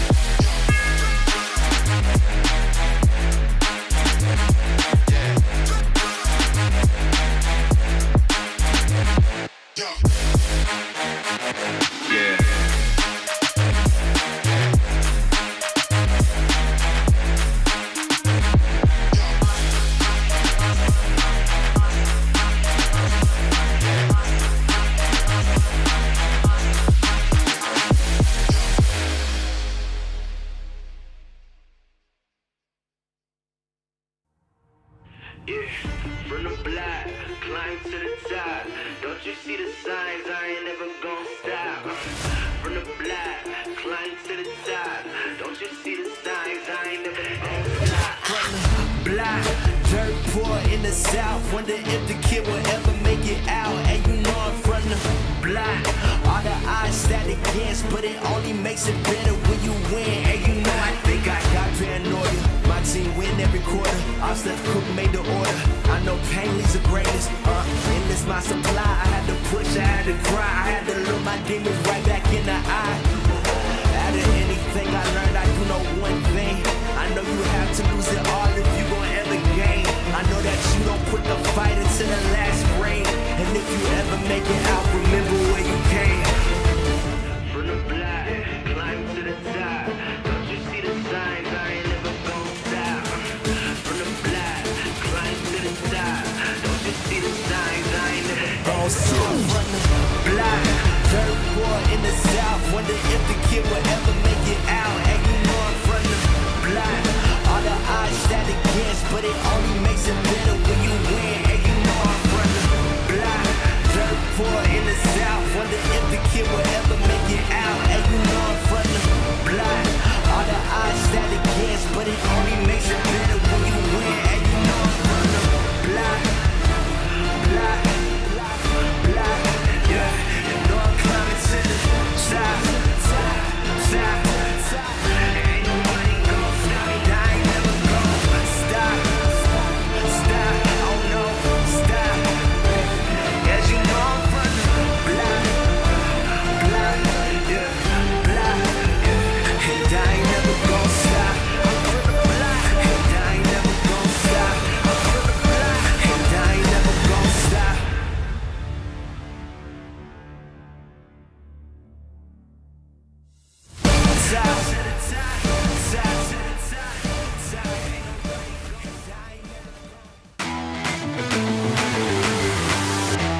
Hello, everybody, and welcome back to the EMEA Masters.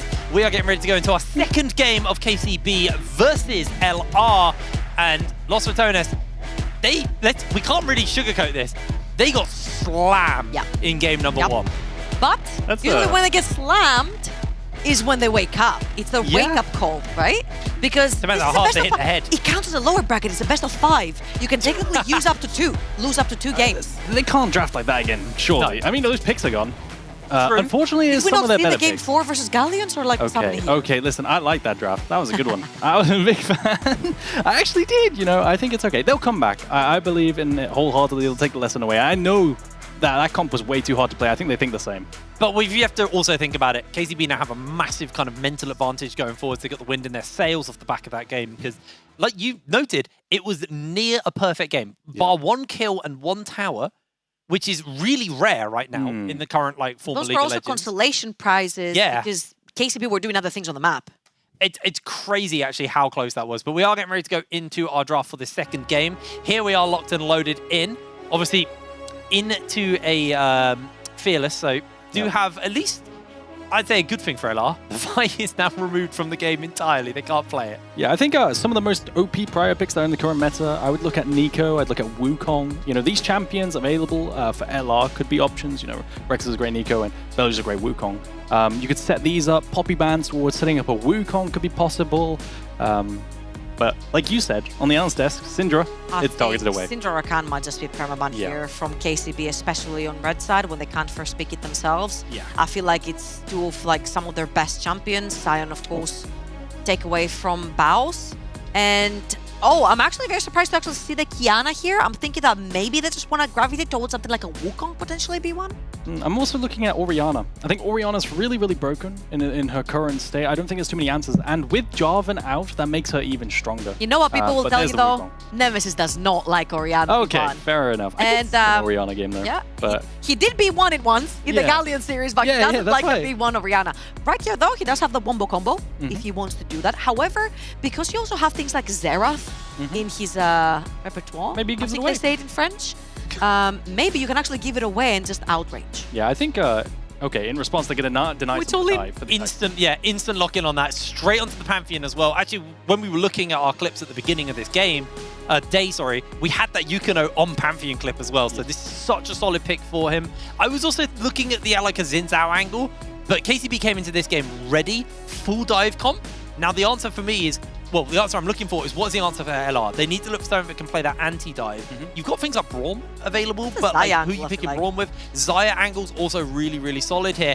There's some more anti-dive. You've also got a little bit of combo dive with the Wukong Galio as well. Yeah, I want to be a bit cognizant for LR in that KC Blue. They could pick Talia to go with the Pantheon. It's a really staple duo, and then it makes it very hard for Wukong to actually dash in, because then he's dashing over the rocks. But there's the Xayah, like you said, to play against the dive. I think Slogio has a lot of champions. I'd rather maybe prioritize Nico right here. Kai'Sa struggles into Xayah lane, but Nico doesn't necessarily get countered from anything. Like Bard can actually challenge her, but now he's out of the picture. So I feel like a Kai'Sa Nico lane right here for Pierre and 3XA could actually create some dominant lanes plus engages to go together with the Kai'Sa and the Pantheon that they have chosen so far. Yeah, I think that's actually a really 3XA solid pick coach here. mode again. Yeah, he's just walking around, and they actually decided to go for the Talia. Okay. So I do expect to see the Nico get banned away here. We still have Demon Champ kicking about in this Aatrox. We've been picking this up slowly over the series. We know that Bao struggles into it. We know that Mainton's very good at it.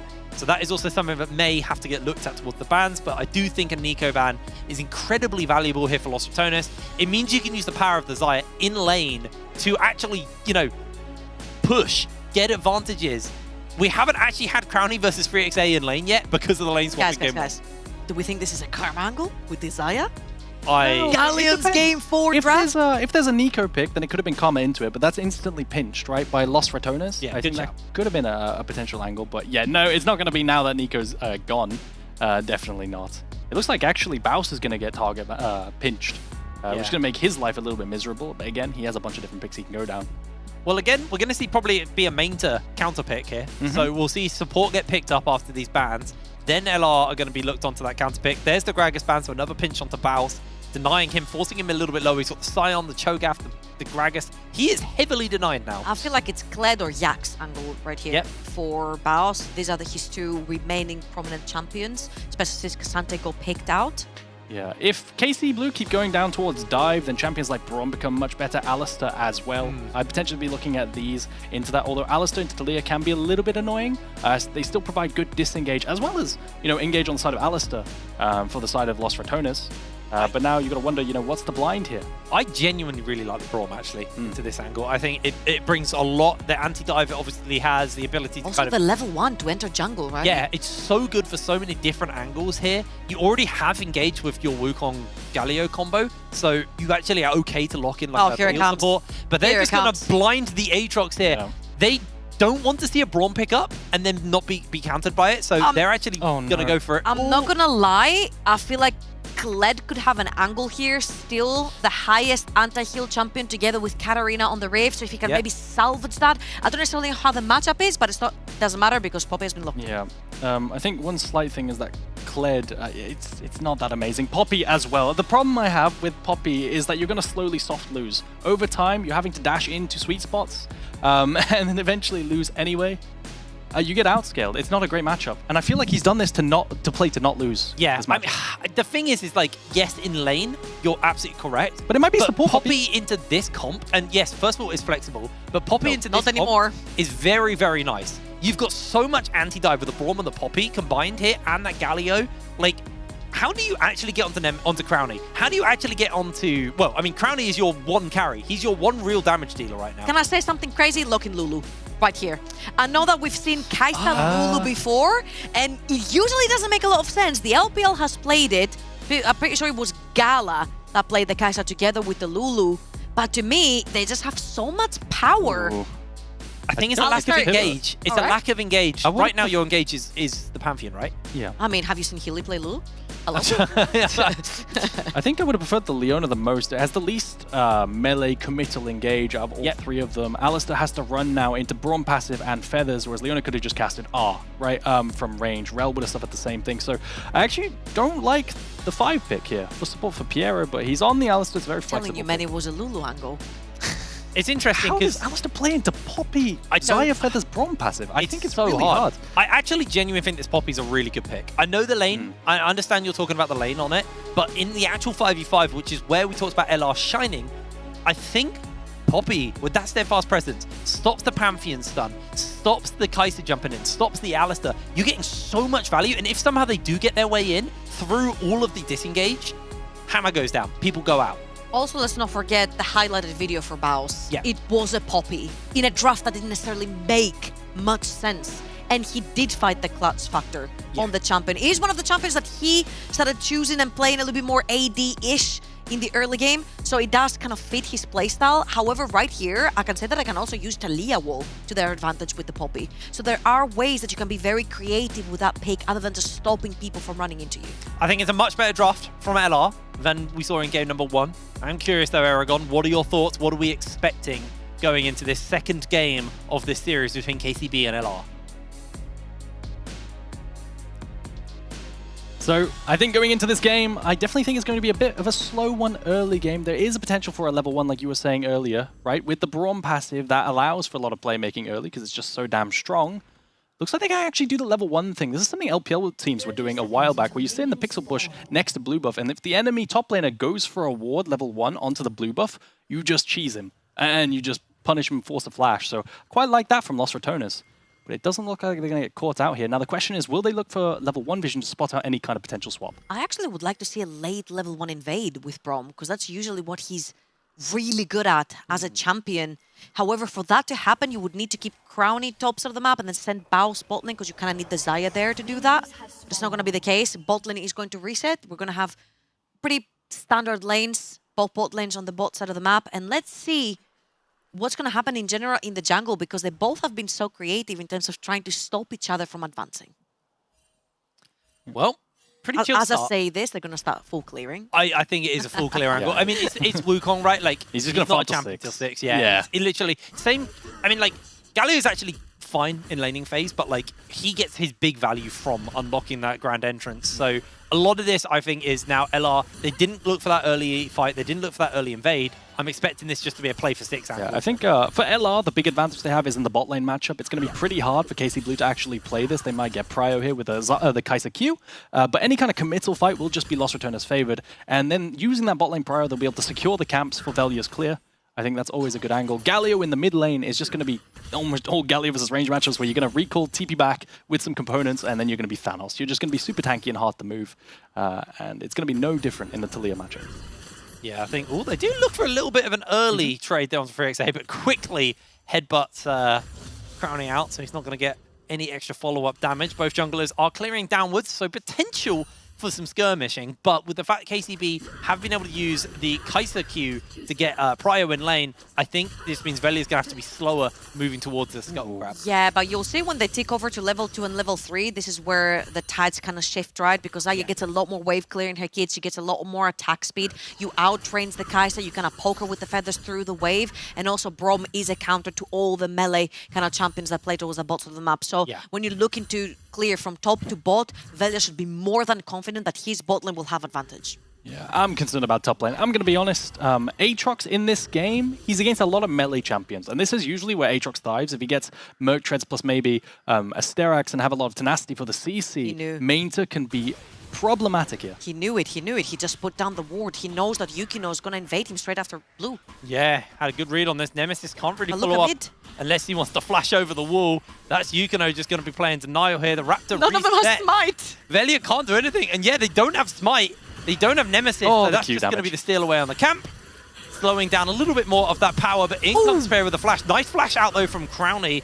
No follow-up damage from the side of LR. Can't get this concussive blows stacked up, and Velia, he's going to have to give up that crab. He may even give up the topside crab off the back of that. Now, I have to say at this point that Pantheon was never the fastest jungler when it came to clearing. He was always second at objectives when it came to other faster junglers. However, what he was always really good at was skirmishing and fighting power, which he still has that. His clear speed took another hit with the recent nerf on the champion, so he's even slower than before. But when it comes to just straight up skill checking your opponent, especially bruisers early on that are looking for the level 6 quickly, he's still pretty good at. Yeah, the bounce back down in bot side as well, though. Crowny has to crash this. Going to go in for the headbutt pole, land it onto 2 there. Crowny low HP, doesn't have that flash, so that's going to be first blood for Yukino, keeping those stats in his favor. Caught by the concussive blows, but KCB, lovely pick in the bot lane. What do you think the first blood stat's going to look after this game? It's going up to 55% at least. KC Blue's bot lane is just outlaning 2v2 really hard, forcing the flash onto Crowny, and then on the bounce back with the wave, calling for the jungler, Yukino coming, and playing off of that to find a gank with the flash on the flashless Crowny. I think it's a great play off of wave states, and now Crowny's feeling it. Fortunately, though, it looks like Braum's going to be able to hold this wave, or at the very least, he's going to be able to push it out. He's stopping the resets twice now, which means that... Oh, Baus? Oh, God. Steadfast Presence is getting used there. He has no mana. Mainter does have the flash, could flash Q him, but looks like Baus is going to get away scot-free, but you can feel he's struggling in this matchup. Had Reckless not stopped... Oh no, my God. No way you get robbed like that. Okay, I was about to say, had Reckless not stopped, Yukino's back twice down bot lane. Yukino would have walked up on the map with Tunneler together with the Alistar and taken the top lane Skullcrab. But apparently Yukino is not needed for that iteration, so Alistar just takes Skullcrab himself. That is such a tilter. You lose your Raptors and then you lose Skullcrab to Alistar? He's kind of goated it up. He's actually so behind right now. Level 4, but only halfway through level 4 as Yukino's just ticked over to level 5. Nemesis has hit 6, so first kind of tick box ticked off here for LR for that skirmishing power. No, not again. Oh my God. No, production why? Start it. Production why? It's so brutal to watch. Plus 61. Plus 61. Pierre has been doing really well. From the 2v2 now to stealing a cam, I just think he's been phenomenal, and he's making me eat my words about the Alistar pick. I still think it'll be harder to pilot as the game goes on, but that won't even matter. That's not even going to be a factor if they're winning this hard. We'll see. I mean, even if you lose at this point, he'll still worth a Skullcrab for the jungler. Oh, Hex flashing. Crowny can't even touch the wave here. He's feeling the pressure of Pyro and 3XA. I mean, there's not like a massive item deficit here, but he just feels that pressure of the wave being built up. Level advantage has been picked up. KCB now using the bot lane pressure to translate it into the Dragon, as Velia struggling to even get close towards that level 6. They do have Galio though. Yeah, that's what I'm saying. Nemesis is playing very, very much aggressively, and he's the first one on the move right here, so LR could potentially look to fight for this. Yeah, Velia, he has got the invisibility, can jump forwards. They get the concussive blows up onto 3XA. They're going to jump forwards. Clone just going to buy a bit of space. They still have that Galio. It's the 50-50. The wall's coming down, and now they're going to jump in. There's the steal from Yukino. The Galio from Nemesis is just too slow to the play. The headbutt pole lands onto 2. Crowny's trying to put some extra damage out as Nemesis will pay the price. KCB continuing to control this fight. Crowny is on the run, but he still has no flash. He's caught by the headbutt pole. He's going to be delivered into the waiting jaws of Slowku, who gets the triple. KC Blue are decimating Lost Returners. Lost Returners try to contest, but the continuous chase and the slow play from KC Blue on that dragon fight results in a Slowku who's now 3-0. And don't even look topside, because that's tragedy too. You're down 20 CS as Baus. Oh, it's so rough for them right now. I don't know what they do. Man, okay. Seeing as Nemesis was walking first in this river, the tides kind of shifted because the wave ping-pong Slowku actually shoved it, which means that he's the first one to land there. And I feel like the Galio R was actually too preemptive because there was no fight. Yeah. The Dragon had already gone over to Yukino, which is also a surprise because Velia doesn't lose 50-50s, right?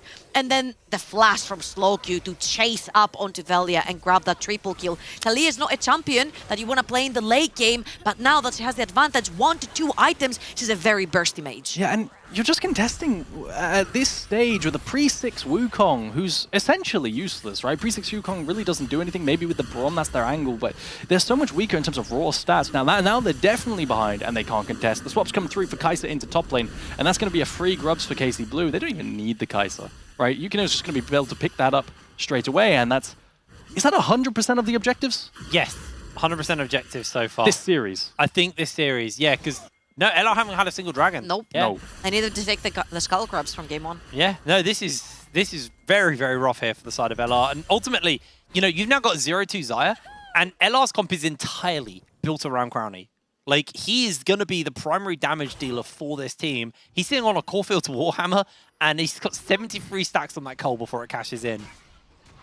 They have to buy a lot of time, but the problem is Baus isn't able to neutralize top lane. Mid lane is now heavily snowballed off Slowku getting those 3 kills. And Crowny, you know, he needs time to get the items put together.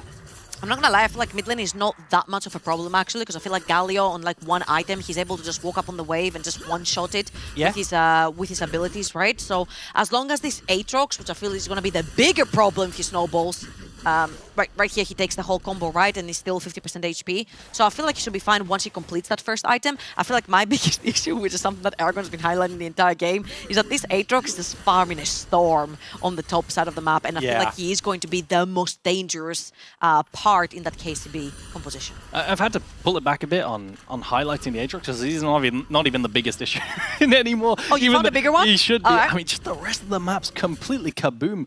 Your Kai'Sa's accelerated quite a bit, you know, and once Kai'Sa gets to 2 items, she's an absolute demon with the Gwinsus, as well as, you know, the Kraken Slayer. It's really, really hard to manage. 1 item completed for the Talia as well, which is going to result in her having first move over and over again, and then the ability to move to side lanes, which means that your side lanes are now going to suffocate too. It's definitely a lot of map control here. I was about to make it worse, but I held myself. Okay. Wait, do I do it? Go on. All right, You do you. Wukong is your only engage, right? And he's kind of in the tattoos. 700 gold behind, about a level down as well. He's the one that delivers the Galio into the backline, right? So I feel like right here with the Wukong, you might have to play just a more defensive style, and you kind of kill whoever comes first towards the side of KCB. Because let's be honest, your tankiest member on KCB is going to be the Alistar, whilst the ultimate is active. Once this is done with Spellbook, it's a very killable support. Yeah, definitely counting back and using the ult to focus down the same target as Xayah is an angle they can go towards. And I feel like Baus's Poppy, it was also 1-4 the last time they won with it, you know? Baus's Poppy and Poppy in general, the ultimate makes fights quite dynamic. This is nothing. Don't be baited. Aatrox is just... I mean, don't get baited, he just tickled. Oh my word! Baus just did so much attacking and he did nothing in response. Nice quick clone out there from Velia, gets caught by the smite, has got the blast going to get over, but Yukino with the Sundered Sky is just cutting him apart. The crit animation for Pantheon just symbolizes this entire series so far. It's a kick in the face. It actually is just... Wait, Baus? He's getting rocked up here. He's Now- getting absolutely rocked up here. We saw the 1v1 between the junglers, right? Not only is Pantheon ahead, but also his itemization is cheaper. You're playing for Sundered Sky versus Yeah. Trinity Force on the other side for Wukong. And even though Wukong spikes harder on that Trinity Force because it's a more expensive item, it gives more stats, it takes longer to build. And when you fall behind and you've got a couple of a Sheen, a Phage, a couple of long swords, that Sundered Sky is absolutely going to shred through you. Saw a little attempt of a trade there between Crowny and 3XA, but having the... I believe that's now the upgraded Q, actually, onto 3XA. It's actually the Jackal basic of Skin, Q. it forces it out of you. Oh, man, he's just absolutely... He's out-trading Crowny just with the Q. It's crazy right now. And LR on that back foot, it's a 4,000 gold lead, pretty much. I'm rounding up a little bit here over to KCB, and they're going for Dragon number 2. And that will be feats of strength over to KCB. There is no world that Lost Returners should contest this, and I think they agree. They're going to recall on their bot lane and head somewhere else to make a play. Maybe it's to top side, or just going to open through bot again to play for bot lane tower, because double Sundered Sky completed, Sundered Sky and one item of the Blackfire Torch completed on Talia. That combo is going to hurt. So opting to not fight that, that's giving second Dragon, and again, 100% objective rate. Even top lane is really brutal now. With the Sundered Sky completed onto the Aatrox, we've got to look for a Baus to complete the Sundered Sky gold and then TP back. Okay, so is that what we're looking for? 'Cause Yeah. I'm curious where LR decide to actually pull a trigger, because they can't play passively like this. Triforce in the game. Wukong, Sundered Sky completion Poppy, and maybe first item, Protobelt on Galio. And Okay. then maybe they can look for fights, but it's still difficult. Okay, for Galio to do that, he would have to have a time machine. But I think he'll be fine with a Rocket Bell. Oh my word. He has to flash there. Reckless taking a lot of damage on the tail end as well. That is rough for LR. And that opens the top side of the map. And guess who's in the top side of the map? Oh my. Velia, because his camp spawned. And so he's been denied. Yeah, because so he losing the pressure mid, and suddenly there's like Yukin on the jungle, but his mid and support, who are there to supposedly support him, have taken a huge chunk of their HP bars, means that Velia falls further and further behind. Sends a hammer That's down. just the Poppy champ. Yeah, I was a bit worried that he might get his ult cancelled by a Poppy Q2. diff. But he gets the Poppy ulti off. They're looking here for 3XA, who just commits the ultimate defensively. I think that's actually... Oh no, is Baus coming down? Yeah, it's a swap. Oh, he's just TP'd bot lane without completing Sundered Without Sky, resetting. and he's Yeah, without resetting. What is...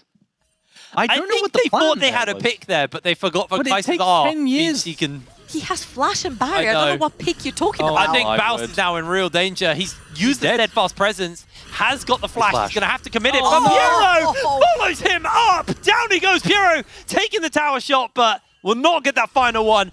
5-0 to KCB in this game number 2. Piero looks so good in He's- both of these games. The patience he has with his buttons is incredible. He knows exactly cooldowns, right? So he waits, sees the W going down, waits because he knows Baus has flash, and then follows it up with a pulverize. That was beautiful. Absolutely beautiful performance from Piero. Yeah. And I mean, this is what EMEA Masters is all about, right? We said these are the two best teams that Yeah. we've seen, right? So far. But I mean in the sense where, like, this tournament is all about displaying the talent in Div 2. And all the players who are, Oh no. -1. Go on. Sorry, carry Oh. on. That was a painful cannon. Has it because gone this bad for us both- at the NLC, but we're now just counting missed Both cannons? Reckless and Galio missed it, but yeah, carry on. Sorry to interrupt. I know. I mean, that was basically the point. Is it's a display. This tournament is about displaying talent and displaying the people who either want to return to the LEC or want to join the LEC for the first time ever. We've seen a lot of players come up through this tournament. Some of which actually playing at Worlds at the moment. And I feel like a lot of people also sometimes complain about the Korean imports. I feel like Piero's playing out of his freaking mind. Yeah. So an NA import and a Korean import, absolutely insane on KCB. They're going for Wait. Yukino. They're going to go in. There's the Featherstorm thrown down by Crowny. He's looking for the damage onto Piero, but he's too Velia, damn Velia! tanky. Velia's looking for it. There's the slam. There's the kill for Velia. Nemesis now peeling away. Velia's got the monkey spin. Has to blast cone away. His Mainter is hunting him down. Aatrox will look to jump the wall. The monkey's in danger. W. Caught by the Infernal Chains. He's waiting for the W to come off cooldown, but he's not getting a damn opportunity. Looks to try and bait him out. Mainter secures the kill. It's It's 1 for LR, but they gain nothing else. No hit Rift Herald, nothing else. And actually, Yukino looked super squishy. You can see when the Trinity Force comes through on the Wukong, how much stronger the champion becomes in general. He actually dived the backline, focused Yukino, and took him down. The biggest part right here is he got a shutdown for killing Yukino, as now the map gets a little bit more freed up. Baus gets some solo time over on the bottom of the map, equalizes almost the gold between him and the Aatrox that also got 1 kill. 2 towers for 1 though. Listen, I'm looking at it half full. I know, I mean, I'm looking at it quarter A kill, half full. But it actually starts off with Piero getting a really good headbutt pulverize, right? It's super, super good. Velia flashes away to manage to get the bonk as well to last hit the Pantheon. Yukino falls, but yeah, Velia, he gets chased right here. W cooldown's a bit too long to be able to get away. It's like almost 20 seconds. I kind of think he had it at some point later on. However, he knows there's an Alistar and Talia around, so even if you W the wall, do you truly get away? Probably not, is the honest answer. He's almost upgraded his his smite, so maybe able to place smite. Oh, my words. Sorry, caught my eye. Bot lane. 3XA has completed Kraken Gwinsus. This might be one of the strongest spikes in the game. Currently, 2-item Kai'Sa is an absolute demon, and once Atakan spawns, you can bet KC Blue are going to be right-clicking that to be able to play off of it, because you just do so much neutral objective damage. They're already doing that now. With the Dragon, I don't think Lost Returners should contest it. 3XA can go off. I mean, this is going to be Dragon number 3 again. We're looking at a potential 22-minute soul in this series. It's so accelerated. They can't find the steal. And LR, 2 games in a row, staring down the barrel incredibly early into the game. I don't know where their window is right now. 2 minutes for Atakan, or a bit less than 2 minutes, and with the second item sort of completed onto Kai'Sa, very close for Slowky on that Talia to grab the second item as well. There's not going to be second items on the side of LR. It's just going to be 1 and a couple of components of their second one.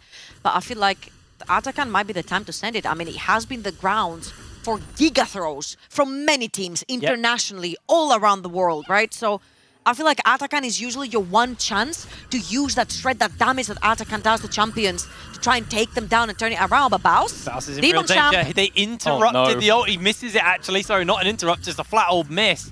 Has got redemption from Reckless just to heal him up, but that's a long cooldown. That's going to consume Reckless's redemption. So any kind of play that happens after this, that's a really OP thing to have. Now Baus, he's going to recall anyway when he could have just TP'd back. I'm not a big fan of this because now with Atakan the dive as well. Yeah, Reckless is shadowing it though. Yeah, they are waiting for the potential to undive. They have the steadfast presence. They're going to call up the Rift Herald. Reckless and Baus immediately, gets caught. Reckless is caught out by the wall, and that is going to be the end of the tower. That's the end of Baus there. 0-2 on the Poppy. Second charge coming out. And honestly, what are they going to be able to answer with? I want to see insta TP from Talia for the tops of the map, because now Nemesis is pressuring the top side. Bot lane is going to be completely unanswered by LR, but someone needs to defend top. It's not going to be Slowky actually TPing top. He kind of hovered it when he left base, but they decided to let that one go. And this is going to be... Oh, they're looking for it.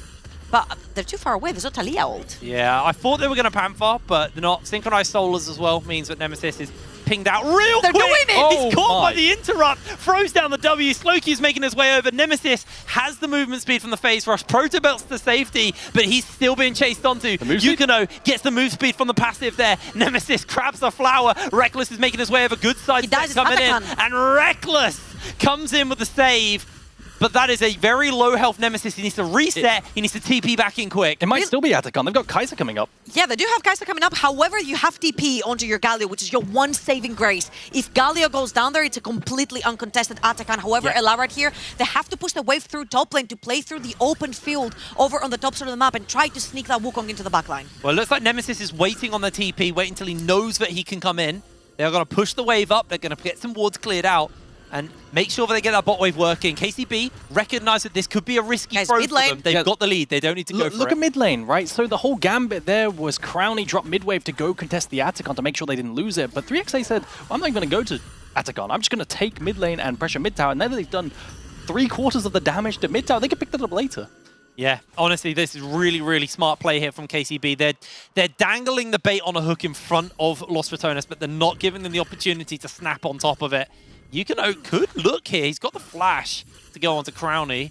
Crownie does have flash, barrier, ultimate available to him, and I think mid lane tower might just be under a little bit of danger here. Down it goes, finished up here by KCB. The gold lead, 6.1 thousand at 21 minutes. LR, they were so close to this golden road, and right now they're looking at like the only way of getting there is with a reverse sweep. And Natakan going down as well. 4k HP, can Velia steal it? He's going to look for it. Velia, though, caught out here. Doesn't get close enough at all. Late. Goes for the monkey spin. They need to wait for a good opportunity for Nemesis to go forward. Baus jumps forwards as well. They found the knock on multiple people, as that's going to be now Crownie trying to put the damage down. Gets the feathers locking on to Piero. Able to take him out. Baus finds the kill, but Nemesis jumps into the back line. Finds himself the kill onto Nemesis. Sorry, 3XA. Takes down Velia, but this fight's not done yet because KCB are absolutely clapping LR. They're looking for the lockdown. There's the feathers. They're going to get pulled back as the shutdown's picked up by Crownie, but Slowq will take him down. That's the ace. That's KCB in control of game number 2. KCB team fighting is just insane. They played so intelligently the entire time. Velia tries to go for the steal, but in the end, I think Mainta ends with more health than he started. He has a bunch of tenacity, a bunch of healing from the items, and it's a great keeper's verdict from Baus, but it isn't enough. And I feel like they got baited by that keeper's verdict, and then they bunch up into that tri-bush.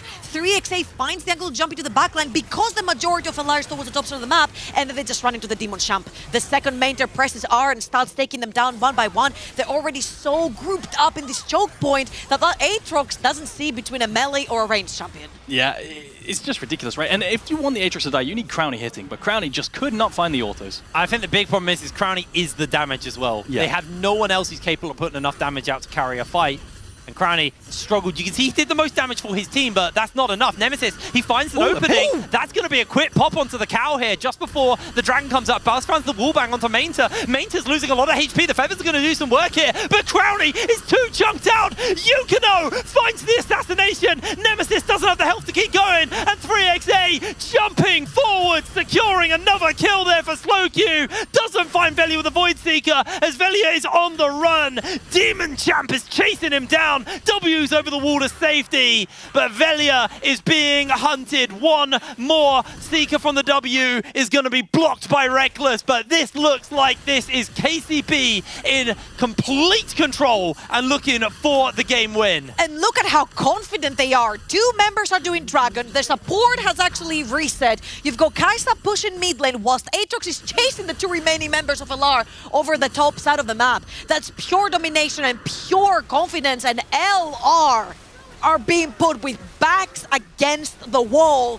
This is your last possible game that you can lose before you're out. And it's not even just losses, right? It's stomps. They find a nice pick here, but at the end of the day, I think a big problem that LR have... point again into Aatrox! They have no anti-heal. Like, they just straight up have no anti-heal versus an Aatrox with Sundered Sky, and if he had Shojin as well, he'd be even more potent. So, whilst not a problem here, every single fight after this will be so many one-shots. I mean, he healed like 1,000 health off of a single auto. I just want to say at the start of this fight, he was about 10% HP. Yeah. yeah, I mean, Sundered Sky will do that. That's a balance. The Riot! That's mode the Riot. coming through, yeah. And I calls back to draft. I see Poppy and Aatrox, I'm like, Baus, where's the confidence, mate? You know, where's an actual counter pick? You countered yourself. Right, you've actually counted yourself for the comp, and Oscar Innen did this at Worlds. Into Bin, he played it. How did that go? It was dreadful as well. And how did Fnatic do, buddy? Yeah. So I just think Baus needed a better counter pick here into the Aatrox, and if he doesn't have one, that is a glaring hole in their play. Well, Baron's getting started up, and I genuinely don't think LR can even look to play contest on it. Can't even enter their own jungle. They have no way. I don't even. I assume they know it's happening. Oh, they redemption check. Well, they're looking to catch Baus over on the top side of the map. Yeah, well, Baus, while the Baron's going down, finds himself forced to flash away to safety. Piero is chasing forwards. We're looking for a headbutt pole. I think Baus is going to be sitting comfortably off the back of that one. But you are looking at a 2-level lead in mid lane. You're looking at a 3-level lead in top lane. And a 2-level lead on ADC. Jungle, 2 levels as well. Baus may just find himself getting caught out here, heavily chunked down. Nemesis is chasing over, looking to come in, but the hammer goes down. Is going to find the bop onto one. but all that does is save Baus's life. They can't do anything. They're just playing passive and watch now as they have to wait out the Baron. Yeah, and this is very scary territory for Baus to walk back up. This Talia has no job to reset. She's got her 3 items. They just got Baron. Obviously, they want to gatekeep the wave right there so it doesn't get pushed away, so they can push 2 at once.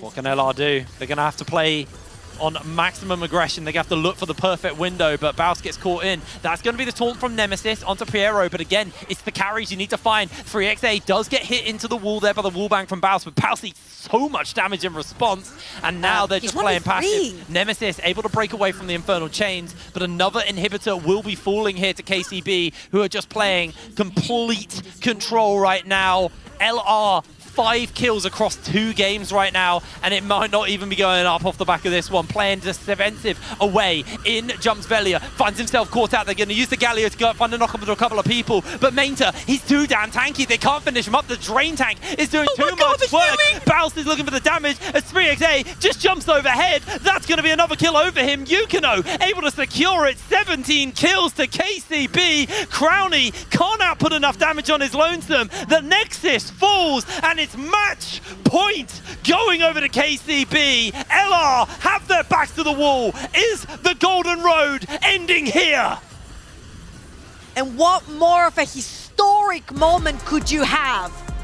The team that's threatening to equalize the back-to-back-to-back, the three-peat that KC back then took themselves, finding themselves being almost kicked out by the team who established the ERLs. They established the dominance, they established their name, they came from it. I'm just lost for words. Like, these weren't losses. These were, you get kicked in the face in the pavement, you know? There is no words you can say, oh, Lost Returners did this well, because frankly, nothing went well in that game. Just 2 stomps.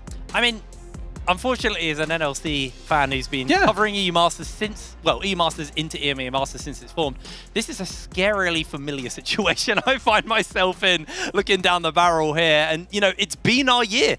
And right now, KC have decided to put a stop to that. And they are 1 win away from playing full denial. We're going to pass it over to Archer on those. These 2 are going to go join him on the sofa to break down that game number 2. So over to you, buddy. Oh boy, KC Blue is showing up and they're not leaving any crumbs. The Reds are searching for any opportunity, but it's not on their side. 2-0 match point in favor of LFL, in favor of KC Blue. They're 1 step away of making Paris Games Week finals. Welcome back to the desk. I gotta say, what a clean statement. Beautiful gameplay from KC Blue. I don't think they've dropped an objective. What on earth are we watching? If you look at Scuttle as an objective, yeah, they didn't. I'm just lost for words. I think there's a few systematic problems rooting from a draft that Aragon has alluded in both of these drafts, right? But also it just really hinders the gameplay. Like their early game gets instantly shut down. I just feel like, I'm going to be completely honest, I just feel like KCB is just playing better. Yeah. Are just outskilling LR, which is something that I never thought I could actually say. But I feel like Piero, Yukino, 3XA, I feel like Mentor and Slowq are a little bit of like background characters for now because they haven't had to do anything, right?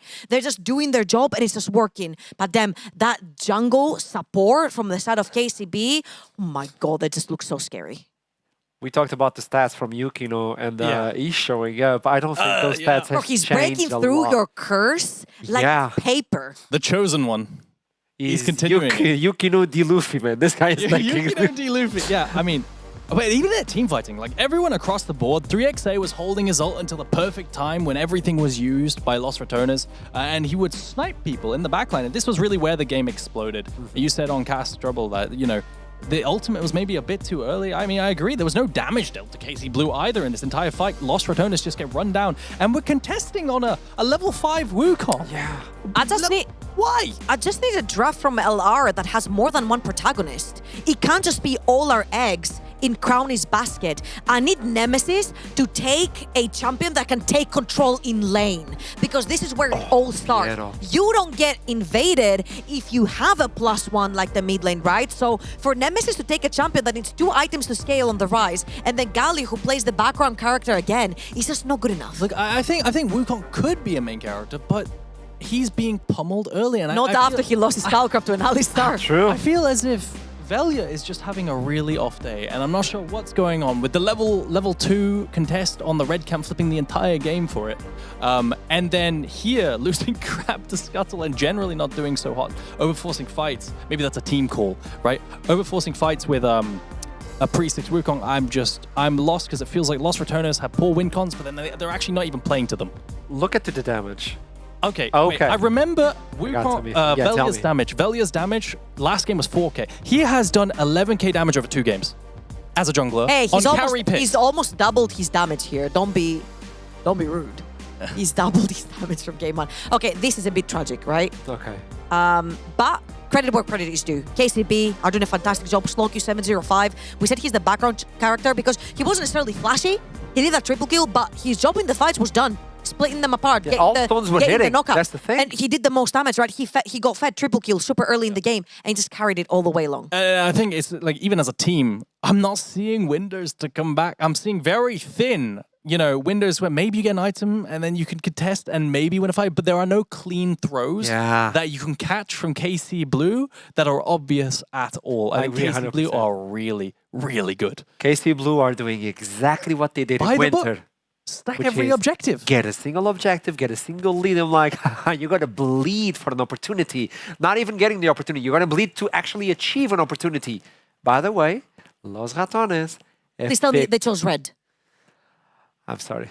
They picked red. Okay, so good. what's changed? What changed? I just need counter picks. I just need priority lanes. I just need push. Who are they giving R5 to?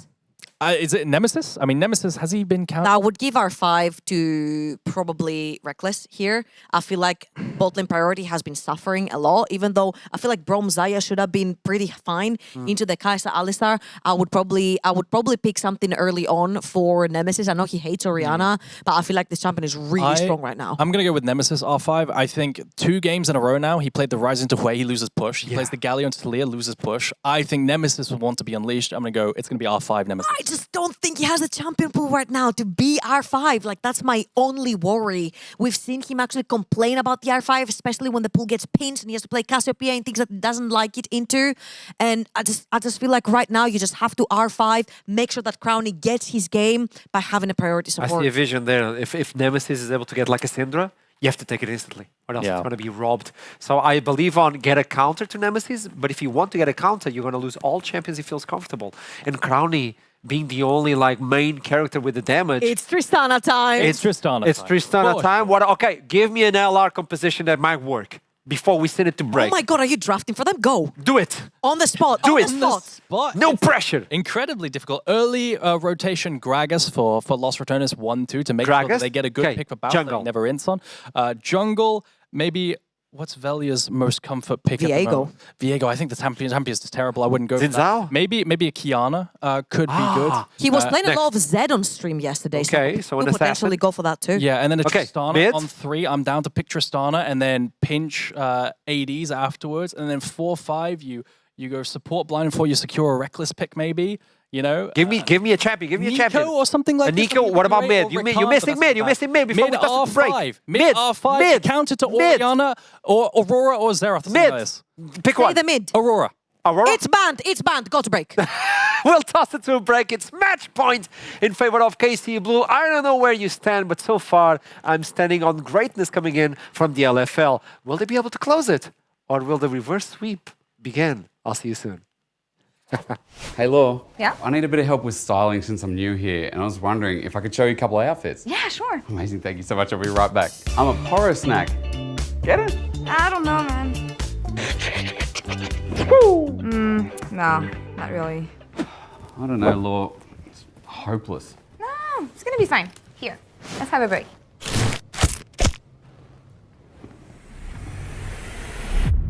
Even the biggest champ needs a break. Yes, that's the one. Perfect. Yeah? LEC, here we come.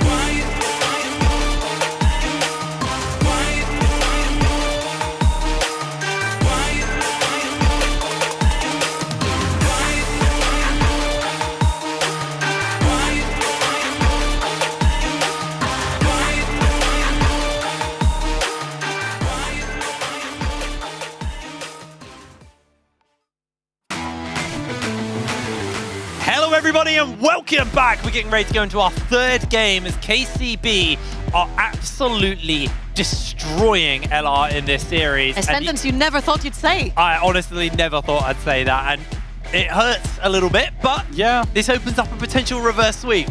Or we see another game of what we just saw, an incredibly one-sided game between them as we're going straight into draft. Already the Syndra, the Rakan ban, LR have swapped over the rotations. They don't want main to get in that counter pick. Getting the Orianna ban out there. There's the Cho'Gath. We were talking about potentially seeing that one. That could potentially be a B1 Scion from Mainter here. Yeah. Snatch it from Baus. It's gone. one of the strongest champions in the game right now, right? You gotta take it away. Yeah. Usually champions that rise up when a bunch of other things are out, like Control Mages, is Aurora. I think Aurora Flex becomes really, really broken. Wait, hang on a minute. Azir's open. That's not normal. But Nemesis has played Xerath and Vel'Koz into picks like that. I did play Xerath on desk. So he does have answers, right? Yeah, Xerath is playable. I think you have a lot of answers, and you could do Maokai plus Yone. You could do a Kali composition Don't say the as M well. word, man. I know. Maokai? I'm sorry. Velios had a bit of a shaky series, you know. So maybe, we put him in a doghouse? Maybe he deserves it. We you know? put him in a doghouse? I feel like Xin Zhao's solid. Oh my word, he went for Kiana. Okay. I know he's been playing this. Okay. Last time he played a Kiana in an official game for LR, that game was unwatchable. Absolutely. He knows it. Hasn't he been practicing it since, though? He practiced a ton of games of Kiana, and he actually said that he realized that playing the champion a little bit slower, because he just kept going, was the answer right here. Now, priority mid for me is super important. In our Lord and Saviors 2025 Summer Split, for me to see Ari, it's a bannable offense. I'm not as down on Ari as you are, but I do agree. I think there might have been better picks. Double jungle. Zed, matching the assassin pick and a really fast clear speed. It's going to be an interesting one to keep an eye on. Yukino has been so good mechanically in the early game, but this kind of puts the brakes on, the early game playmaking, because you aren't as strong as something like a Jarvan. Yeah. You do outclear the Kiana on speed on your first clear as well, though, so you do get that, that cheater recall in, rock up with a pickaxe to every fight. You just have a massive item advantage off the back of it. Yeah. Do you want to lock in the Leona here? I think it's the last engage. It's the last engage support that remains. Or your Bard is no longer your Braum. Or you could go potentially Nico right here to counter. Oh my word. They're now just going to ban. Just go all in. It's just go all in. Look, Kiana, Ari, Kled, they all have all in buttons. Yeah, and they're going to blind pick Baus's comfort this match. I feel like Kled has been really comfortable for him. He's been taking a lot of different matchups. And now for top laners, the best top laners into Kled, the worst matchup historically, by far, is Fiora. That's by far the worst matchup. I'm not sure if they're going to play it. Okay, Jax guys, really we're in EU. Yeah, I know. Okay, listen, but Mainta's pretty good, right? Mainta's pretty damn good. He's still from EU, I'm just saying. If he wants to whip that out, I wouldn't complain. He's got a lot of CC on his team and frontline to work with already. You just want a game 4. Bro. I'm not going to lie. I think you're being biased. Honestly, if they lock Fiora in, the reverse sweep starts. Alternatively, you can go like some kind of range champ. Range generally destroys Kled. Yeah. Right. So what they're going to do actually is drop Reckless. He might suffer a bit in terms of pool. Leona's the last hard engaged champion. I feel like I think Nico might get hit here as well. Nico could get hit, and then you're down to just range champions. I think you've got your Renata for Reckless, Milio for Reckless, Lulu. Or these options. Janna. You're playing against Zed. Janna would also be. I guess Janna into Rel isn't bad, but exactly. I don't think they're locking it. I think that champ is terrible. I'm racking my brain on what could get locked in. So is everybody, but it did lock her in. We don't see something as... I mean, obviously there's things like Aphelios and Lulu that you could look to lock in. There's obviously Zeri, Lulu, and stuff like that as well. You could go down a total crazy road and, like, Kalista, Thresh as a potential pick, but I feel like that is absolute chaos at that point. There goes the Lulu. Yeah, there goes the Lulu. I think it's a Nico the Lulu's a solid ban. Oh, of course, Nico's open. Yeah, I think Nico works really, really well, but what they're going to do Renata. I always forget about this champion. Renata, Nico, Milio were his last options. Are they going to R5 Crowny? I really... with AD carry so pinched and being way more blindable than support, I would rather they blind picked AD here. Are they that pinched right now? You've still got things like the Varus. You've still got things like Vash. Tristana. Really not that great anymore. It's super open. I suppose it works with the one-shot composition they're going for, but this way they could save Tristana maybe as a counter pick. Honestly, I actually really like the Varus Ashe because it gives non-committal engage. Right now, your engage is can't go Varus anymore. If that Ziggs is locked in, you are going to be dunked on, and then you can't play on hit. Into Kaylin, I think we might be seeing Ashe Renata. I'm gonna be completely honest. It's looking like an Ezreal angle. I Ezreal know that yes. 3XA is an English speaker, but his Ezreal has looked pretty good. Yeah. Generally. I think when you play against Renata, you're going to want to match range, right? So here you could match range with the Jhin, or maybe a Blitz. Like Blitz could be an angle if you want to go down that route. There's always a Rel. Sorry, yeah, I'm so lost. I like how Grandma and Grandpa are teaching him. Yeah, this is jungle here. But here, this is what I'm honestly, Slam Kalista. What do you have to lose? I actually think Kalista's not terrible. You get a lot of mobility, you get the follow-up on the team, you can throw Crownie in, you can then get a big turnaround. You've got a full diving team into a Renata ult with a Kalista in the back. I actually think Kalista's kind of cooking here. Severe. That's also another champion. And it's the classic, like... I don't like this. I think you have a range issue. With Sivir, it's really hard to free hit into an Azir. You're running into soldiers. You also get outranged by the Jhin. I'm not the biggest fan of this Sivir, but they picked it and they believe in There's Crownie no Sivir. front line, right? You kind of want to buy time for your Sivir in the front line to get those ricochets down. Is more of a front-to-back champion for me, at least the way that I see her. She can thrive a little bit more individually, especially when you have a Renata on you, but I feel like a more structured team fighting composition for Sivir is what makes her shine. I agree with you. I think it's really hard comp for LR to play. They have good answers individually. Like I think, for example, Renata's great into Rel. Like it's a super good match for the Renata, and it's really hard to engage. So it's going to be a hard one. They got to peel with damage and kills, I feel like. I think the big problem that LR have had this entire series is a balance in their comps. They haven't had comps that have like enough damage dealers, enough frontliners, enough engagers. They've been kind of over-investing in one area and under-investing in another area. Last game it was damage. Crownie was the only damage dealer. They had a lot of crowd control, they had a lot of CC, but there was no real follow-up on it. This time, everyone has ability to take control of a fight. You know, Kiana can one-shot multiple people. Sivir, 300 But CS I think so does KCB. That's why I think it's going to be super chaotic. This is my Suddenly problem. you've got Azir plus Zed dashing in, and then you have Kled running at you, Ari from the side with Kiana. I feel like we're about to witness a very, very chaotic game. And whoever snowballs that early game, I feel like is going to close out the game. Typically, KC have been the team who have taken over the early game. They've been much better in the early game than we've seen the likes of LR. So we're getting locked and loaded to go onto the Rift for our third game. LR's backs are to the wall right now. That golden road could fall apart right here, right now. And I would also like to highlight Slowq right here. I feel like he has been the underline, not necessarily the star of the team. However, right here, people would not necessarily expect him if they know him from like way back, a couple of years back. They wouldn't expect him onto the Azir. However, he has had, again, a very similar trajectory to Cream, where he started with Assassin Champions, and then he's learned how to play the mages to facilitate for a crazy jungler that he has right now, particularly, that needs the most shoving mid lane waves. If we're going to go with the Cream analogy for Slowq, I'm not the biggest fan of Cream's Azir. What? I think he's incredible on Azir really and Wave. dislike it. Okay, this guy's not, he's only watched recently, okay?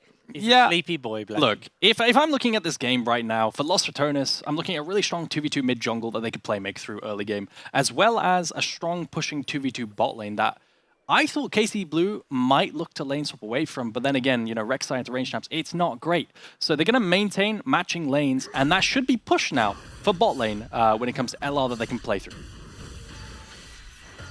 Alrighty, well, both junglers starting up on the same side, so again, we'll be clearing down, so the pressure that you're able to build bot side is actually going to have major consequences. This time, though, starting with a Ricochet, you do get that lane push for you as LR, so this time they will be able to play around Velia, but again, it boils back to the Z playstyle. You clear very quickly, you back and get a pickaxe, and then you rock up the Scuttle Crab with a pickaxe. Oh, Kiana is also incredibly quick in terms of clear, right? This is one of her strengths currently. However, I do like the double range bot lane because you can very easily take control of that bot lane into the Rel. And also with the handshake, you can also dissipate a lot of that engage that Rel brings into the team fights. However, I'm actually really interested in the top lane matchup because primarily we've seen Flandre peak Rek'Sai, one of the first few who brought it out on international stage, and primarily peaked into tanks as well, right? Because it does HP percentage damage in her kit. So I'm very interested to see how it does in a matchup versus a Kled, who's more of a squishy champion that likes to take kind of short trades and then sort of hit you, not prolonged trades, sorry, and just use that chicken to mount and dismount. Yeah, I will say the top lane matchups for this one is probably the first matchup that Baus feels comfortable in. Going from draft, I think this is the first one where we will see potentially like an even lane. My eyes are also drawn to the jungle matchup. Velia actually opted to do red, like the topside quadrant first, then recall, then try and match a longsword versus Zed, who can then recall and buy double longsword at the Scuttle Crab fight. Yes. So that way, they actually kind of have parity in terms of items. But I feel like he did this because he was kind of scared of a bot lane invade, right? Yeah. You have a Zed. Yukino has been sort of living rent-free in his jungle, and maybe rent-free in his head right now at this point. Baus gets caught briefly here should by the get his knock-up. chicken. Has got the remount. Gets the shotgun off.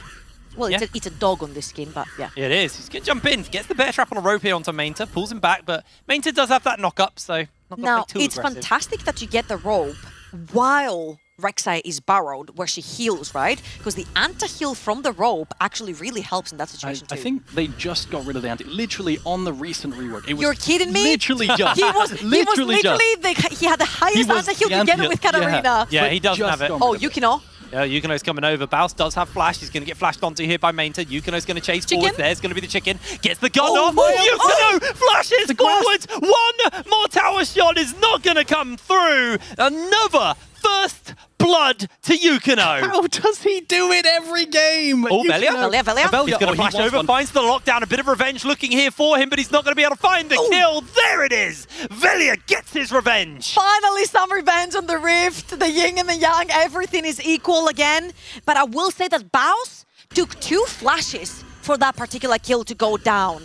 And even though his lane is at a very weird state where you're expecting maybe Zed will come and gank you because your wave is stuck very close to enemy tower, now that Velia got the kill, he gets to sneak inside the jungle, so then Baus in return feels very confident stepping up on this wave to try and crash that. Pierre's just been a complete nuisance here to Brownie. recall Won't let him stopping. reset. Let them cancel. Reset, sorry. Oh, Baus gets himself a nice trade off here onto Mainter. Doesn't go into tower shot there. Does get a couple of shots in with the gun. Gonna be able to remount fairly quickly. Nice play here from Baus.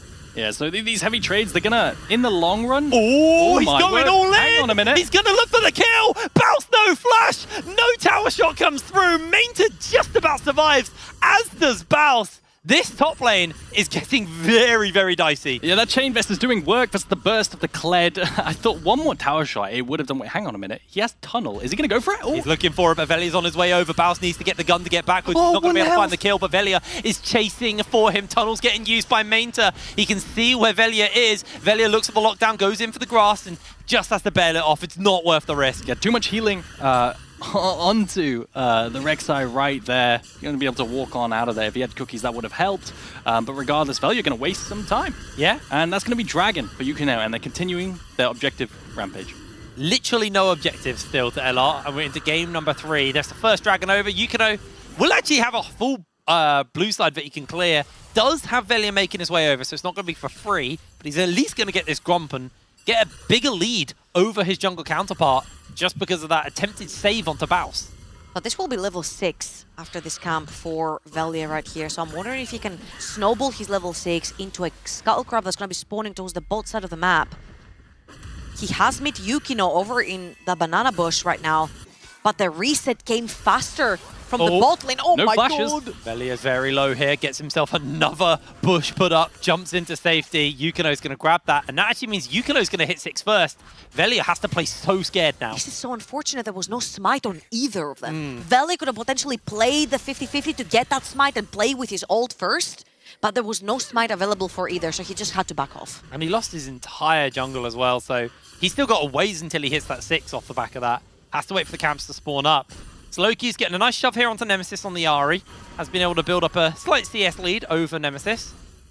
And I am curious what the game plan is with this Ahri. What are you actually going to do into the Azir, who just kind of mad outranges you? Yeah, I already look at like 2 really good side laning champions right here. With Baus's global here with the Kled ultimate, as well as the ability to play side with an Ahri. I think there's definitely plays that they can make later on in side lane, especially onto the Azir.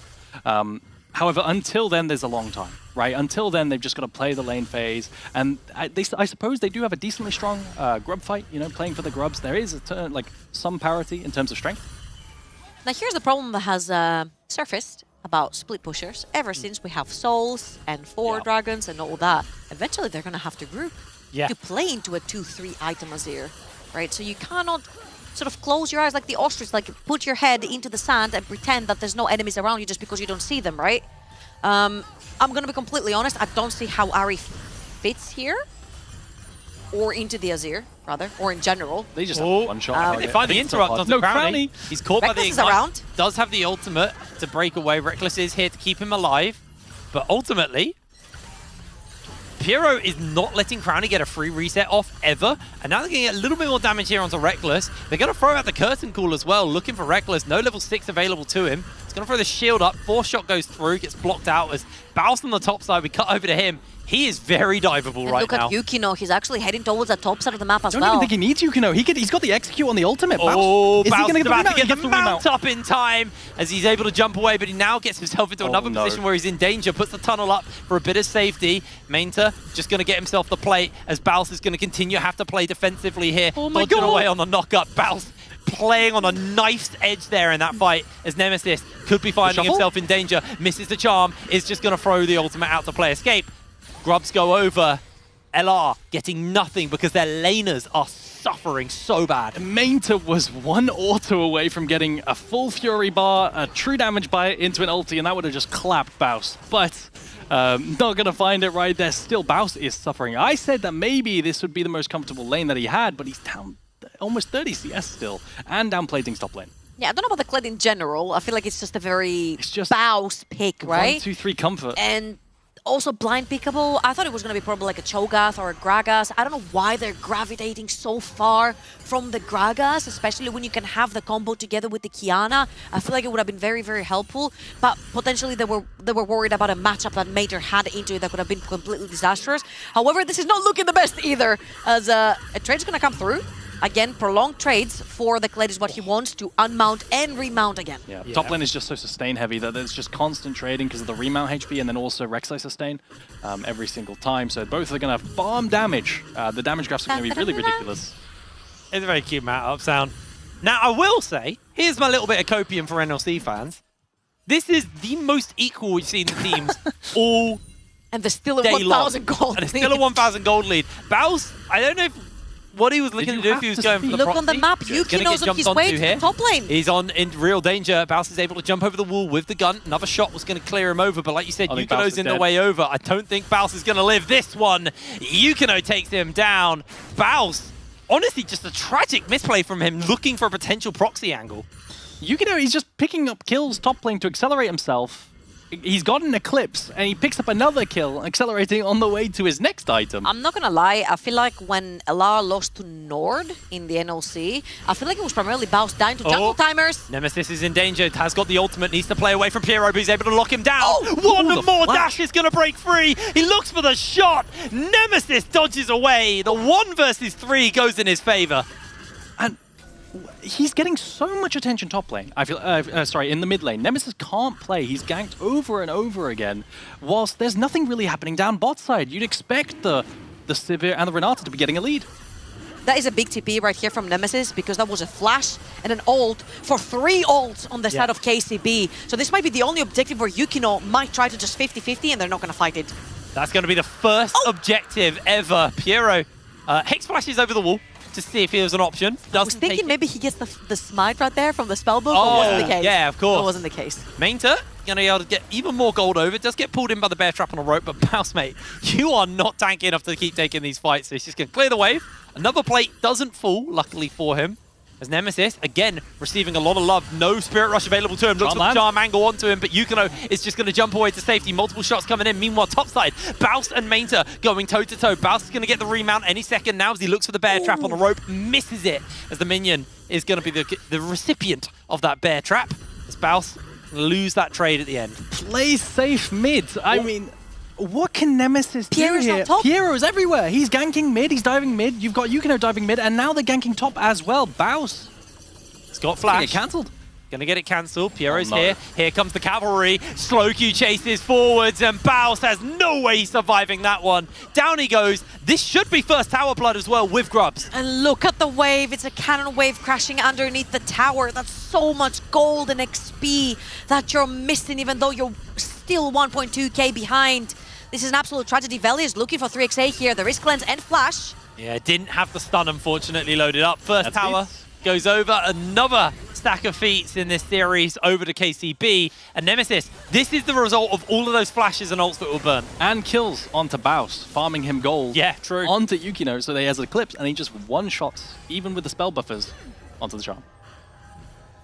It's rough. It's really, really rough here. Nemesis has got the Malignant, so he's going to be building up a little bit more ult, more regularly. It's closing on that level 11 as well, but the question for me is, what are they actually really going to be able to do? Crowny hasn't accelerated ahead of 3XA, has been getting a bunch of free time on the bot side, so slowly stacking up, puts up the spell shield, but it's just going to get eaten up by the W, commits the ultimate here, as Mainta able to get a massive chunk out. Crowny, he can't play the lane solo. Meanwhile, Baus is just getting himself 1v2. Yukino is going to commit the ultimate in for Baus, and Baus will fall. Yukino, 3-1 on the Z. I'm not gonna lie, I feel like LR fans are used to Baus dying, but they might find a pick here. Looks for the ultimate, Velia missing it, and Piero's in the area, throws down the Magnet Storm for the lockdown. He's going to be able to get himself a little bit of safety away with that Q, but in comes 3XA, who just pulls the curtain on LR's jungler and potentially this series. Yeah, frustration. Saw Velia right there, yeah. Yeah, frustration on Velia's face right there. It's just clear as day. Your win cons are running out, items are being completed, Nash is on the key targets right there, slow Q also, and Nemesis, he's going to have to ult away too. At the very least, he does have Malignant, so even if he does have to ult away and burn it, it's not going to be the end of the world. Oh, he's just going to go to the flash! Oh no! Commits the ultimate, they're going to get the heal off! Nemesis able to break away! They're looking for the tunnel angles, but it's not going to matter! Mainta finds the Prey Seeker! In comes Crowny though, trying to find a bit of extra damage, but there's a tunnel for Mainta to use. He's just going to swim to safety, and LR get nothing in response. I just feel like they've been getting hands diffed the whole series, and Yukino is waiting for Velia again! Oh no, Velia is so chunked, there's nothing he can do. The redemption's coming in, he dodges away on that final Q, but this could just be bot lane getting jumped by everybody in the area. Velia's suffering as well. He dies top lane in top river, tries to go to farm his bot side camps, gets pushed out of his jungle. He hasn't played the game in the last few minutes. And they're just suffocating, they're drowning. They really, really are. KC Blue are putting on a clinic. I'm not gonna lie, I feel like fans are used to watching Baus die right here, but dying on jungle timers was what again took them down versus Nord, right? Yes. And I feel like he's been dying to very simple jungle timers. Jungle is up on the top side. Where are you expecting that set to be, right? And I feel like it's not been his series because most of the kills have been fed into Yukino, and Yukino's been snowballing the series for KCB so far. Yeah, unfortunately, the acceleration onto Yukino has really spelt the demise here for Velia, but I do think Piero has been, in my opinion, the MVP of this series. Really? Oh, yeah. He has been everywhere on this rail. His Alistair last game, we thought it was a bad matchup for him, looked genuinely amazing. Nautilus as well. I mean, Nautilus that's was the great impressive game one. thing, He's right? just Like, been so good. It was a hard Alistair game, but he still popped off, you know? Talking about him, he's now top lane. I don't think Baus is going to be feeling too happy about that one. Is going to get himself demounted, tries to build up enough rage, is going to get the remount off, but Piero's still waiting about in case this gets dicey. Bear Trap on a rope connects, but, I mean, you are looking at Baus, who I think he sold his Profane Hydra and is now... He's building towards Titanic, right? He's just that poor. I swear he had a Profane Hydra at some point. Oh no, I'm looking at Velia, that's why. Okay. He's so far behind. He hasn't got a single item yet. But this is the thing about Rek'Sai. Look at all the tunnels that she has laid out on the top of the map. You can't very easily catch her. They're going to look. They're going to throw the ultimate in. Looks for the lockdown. The handshake goes down as Mainta is going to commit the ultimate. Tries to find the breakaway, but the tunnel over the wall is going to put enough space in. Oh, Reckless is going to break it. The teleport comes through, and LR. It is just not their series. KCB. They want to stay on top of the region, and it looks like they might be shutting LR out. The Rek'Sai ultimate to dodge out on the hostile takeover. Hold on. Is insane. Okay, he's fine. He's fine. He's not fine. He's not. Piero. He's not fine. Piero's about to jump the wall, man. This guy is so good. Oh, has to ult just to get a couple of caster minions. Oh, the heartbreak here for LR. Oh, 3XA hovering the emote. That's an FF. That's so BM. I mean, it's rough. I mean, do you blame him? 7,000 gold lead, 17 minutes in. This is the team that has been dominating EMEA the entire year. They haven't gone down 0-2 to any team at all the entire year. This is an upset of upsets. Mainta with the catch me if you can. And he's going to ulti the hostile takeover here so that he doesn't get CC'd right there, and then he's going to take the tunnel over. I mean, it's flawless, isn't it? I know we talked about... What a top gap. We talked about... It is.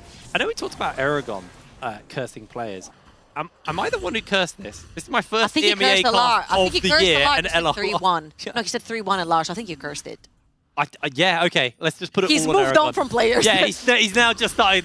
Like, a group of players, otherwise known as a team. It's Balth. Gonna dodge away on the Emperor's Divide, but man, I don't know if that was a dodge or... a miss, but, you know, it was a zoning ultimate. Yeah, that's right. I really want to see Yukino in the LEC. I'm going to say it. Yeah, I really want good. to see Yukino in the LEC. I think he's got it, man. The early game playmaking is crazy. But again, this bounces back to what I was talking about EMEA. The whole point of this tournament is to display talent. Crownie.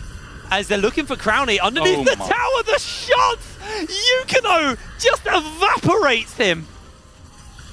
The back away into the W forward, landing both Shurikeens into the execute. Faust, I don't really think you're going to do much of anything here, just taking so much damage on the tail out. I haven't seen Reckless, I've only seen Reckless ult once this game. Because they're not grouping up for team fights. They're just getting run down in picks. It's pick into pick into pick. Absolutely. And LR, we talked about it, their strongest showing is when they're in team fights. Reckless is going to miss the ultimate thanks to the Zhonya's, but it's going to be followed up by the lockdown of a supreme display of talent from Velia, but it doesn't do any damage. Nemesis jumps over the wall, looks for the charm, but it's flashed away. LR biting at the bit to find a single kill, but they can't get diddly squat. Charm goes wide time after time, as now Nemesis is potentially in danger. 3XA gonna put some serious damage into Velia, and LR, they can't get nada. When was the last time you saw an AD carry walk up to Kiana melee range like this?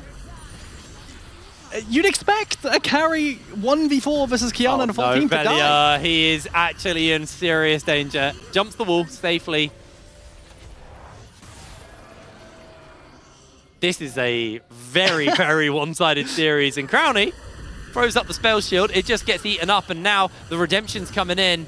He is going to heal up enough to stay alive, but again, Reckless's redemptions are not being used in the way you want to see them. We see them in Worlds when it's the fight, and you get everyone with a big heal to sustain through those team fights and buy a bit more time for your ADC. You don't want to do it to keep a Rek'Sai off a Sivir who's not even overextended. Man, are they going to need a miracle right here. Every objective goes the side of KCB. Did LR get an objective this Yeah, they did. Yeah, they got a dragon. They got the a dragon. Single Okay, dragon. yes, so they got a dragon this series. That is a sad sentence. And they've been so good on objective control. They've been very good domestically at trading objectives to make sure that they get the objective they favor. They've typically been grubs for them, and they've gone for dragons later game. But this game, they've been denied every objective, every opportunity. And you can see KCB hunting for a potential pick here onto LR. Not going to be given the opportunity. Sivir, 1.5 items right now. Like, you need a lot of time for Crownie to be able to be that Sivir carry that you want to take over a fight. Velia, very, very serious face right there.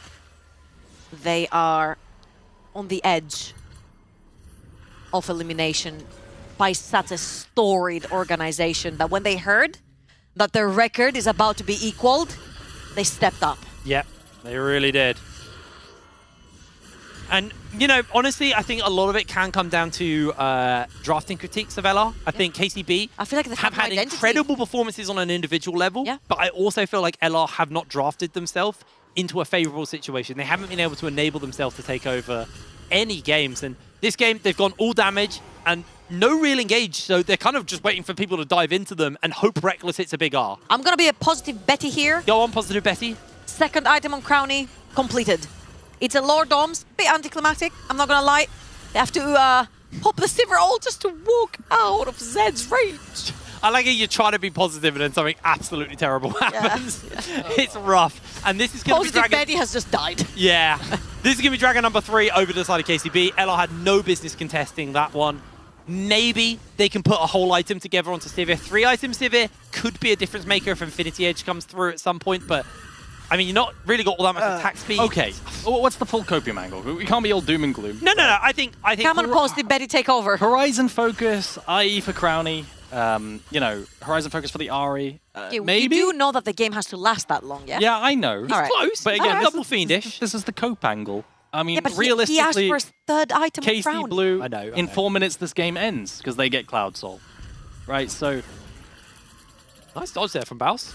Redemption heals him up as well. He saved you, by the way, from Yeah, I know. the copium. I genuinely think your only angle is Crowny gets enough items to be able to take over a fight, and they somehow effectively peel him versus a Zed, who is 4-1. You have Renata for that, right? So it could yeah. potentially work? You do have abilities to do it. Velia could find a good angle that shuts 3XA or Slow Q out of the fight, and it buys time for Crowny. That's their only condition, but Mainter here, looking to jump onto Baus. Baus has already lost half of his HP, does have the remount available, hasn't even dismounted yet, as Piero goes for the flash forwards, or the hex flash forwards. Baus can be able to clear it out, but they're going to throw the curtain call down. Velia needs to look for a good lockdown angle, not going to be given it, as Baus gets dismounted here, is just going to have to break away. Tower is saved for now, but mid lane tower is being absolutely cut through by Slowq. Reckless only has Nemesis in the area, they don't have enough wave clear. This is robbery! This is just daylight robbery. Nice charm, but he immediately gets caught by all the lockdown, and 3XA takes the kill. LR down their mid lane.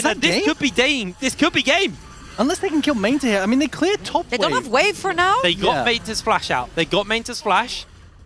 But Crowny is potentially being hunted. Yukino looking for the lockdown with the shadows into a kill. Wasn't able to connect it, but he's going to jump forwards looking for Velia. Velia throws out the ultimate. It's going to go wide. They look to throw everything up. They look for the knock-up, but Velia, he is going to fall regardless. Baus is just desperately trying to clear the way for the team. Baus is dead. He's so close to going down, and in jumps Mainter to secure the kill. The wave has been cut through. Reckless and Crowny have to hold for another 5 seconds before Nemesis comes in. They got a massive wave topside, and the Nexus could just be laid bare any second now. Crowny, only an extra pickaxe after we last talked about his items. He doesn't have the damage to 1v5 here, and he doesn't have the front line of the team. No ultimates available. Crowny trying to break away, but the towers are going down. That's the first one. The golden road will be cut short here as KCB focusing onto the Nexus. Velia's trying his hardest to hold this one, but it's not going to be enough. Slowq knocks them back. The glory kills as they cut LR short.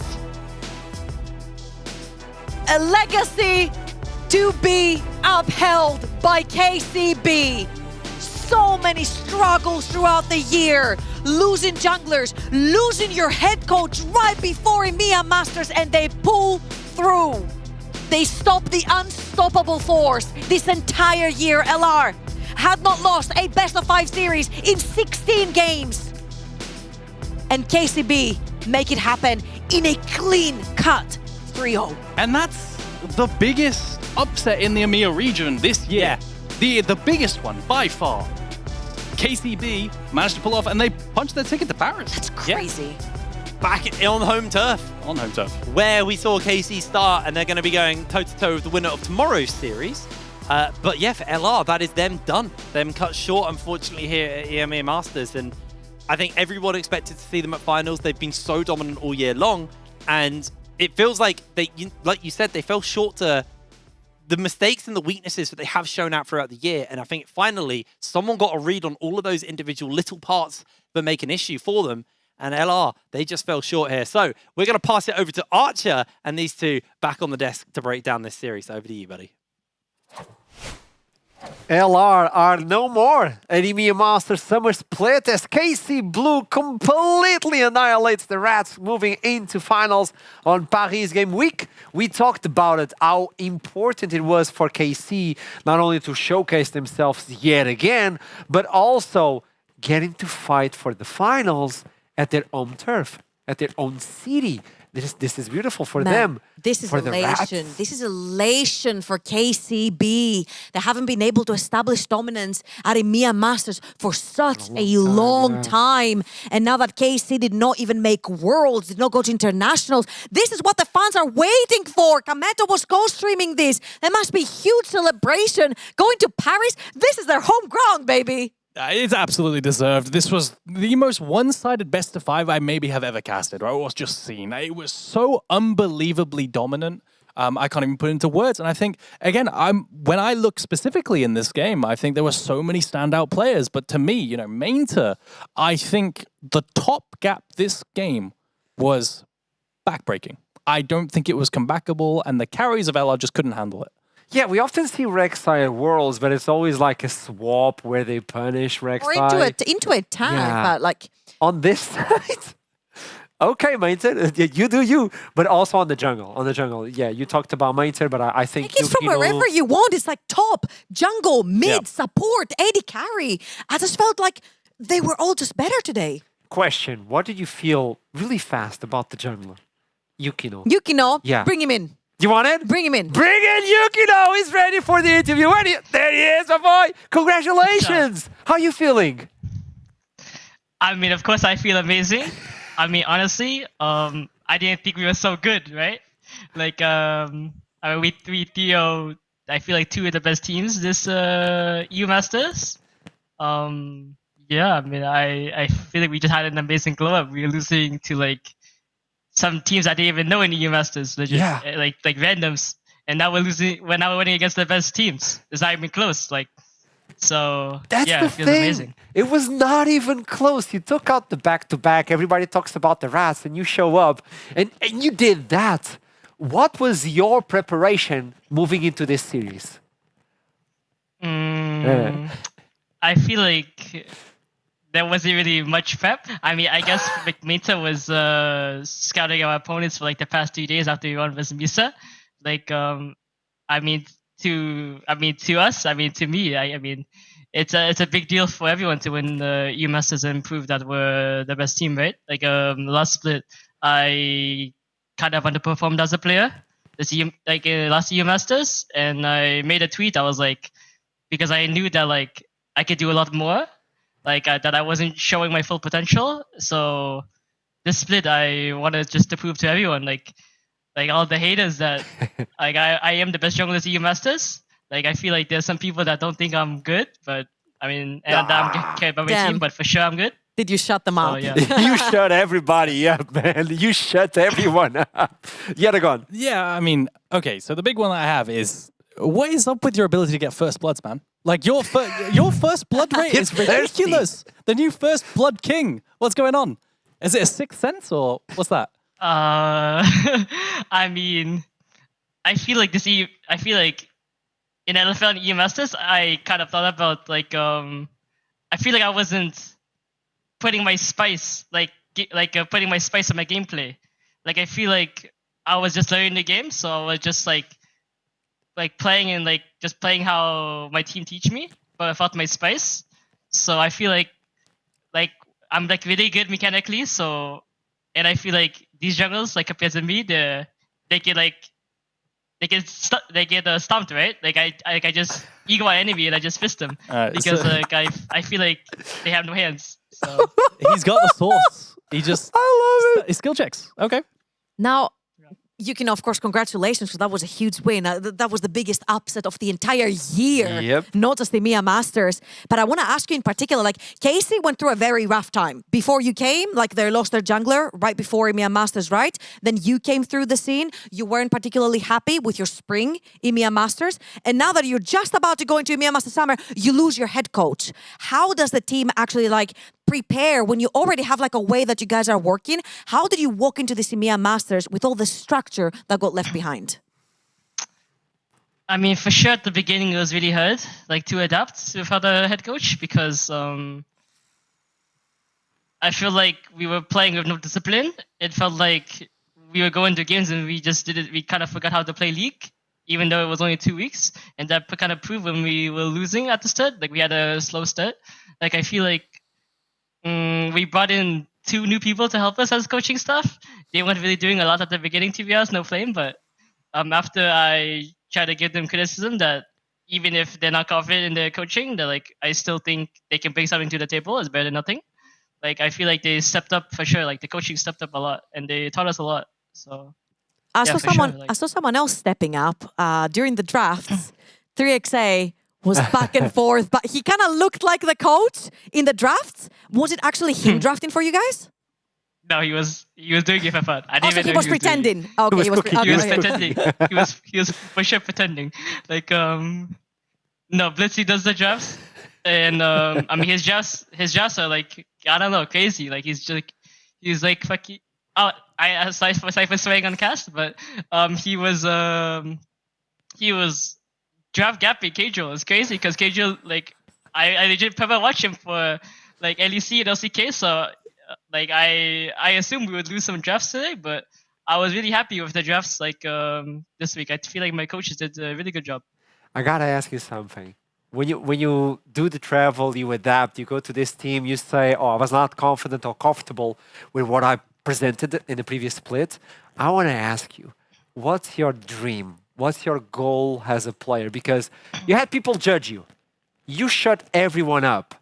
Now you can tell the world what is your main objective. What is your dream as a player? I mean, my dream is obviously do damage in international. You know me. Yeah. Like I've been playing the game since like season 5. Like it's always been my dream. Like yeah, for sure. Like I feel like on this team with the environment around me, like I feel like I'm able to like give it my all, like every single day. Like I feel like those like first blood, like every time I'm like egoing enemy jungle because I'm confident that I win. Most of it comes from the environment that I'm like playing in. Like my team gives me confidence to just play. They just put their full trust in me to like play how I want to play.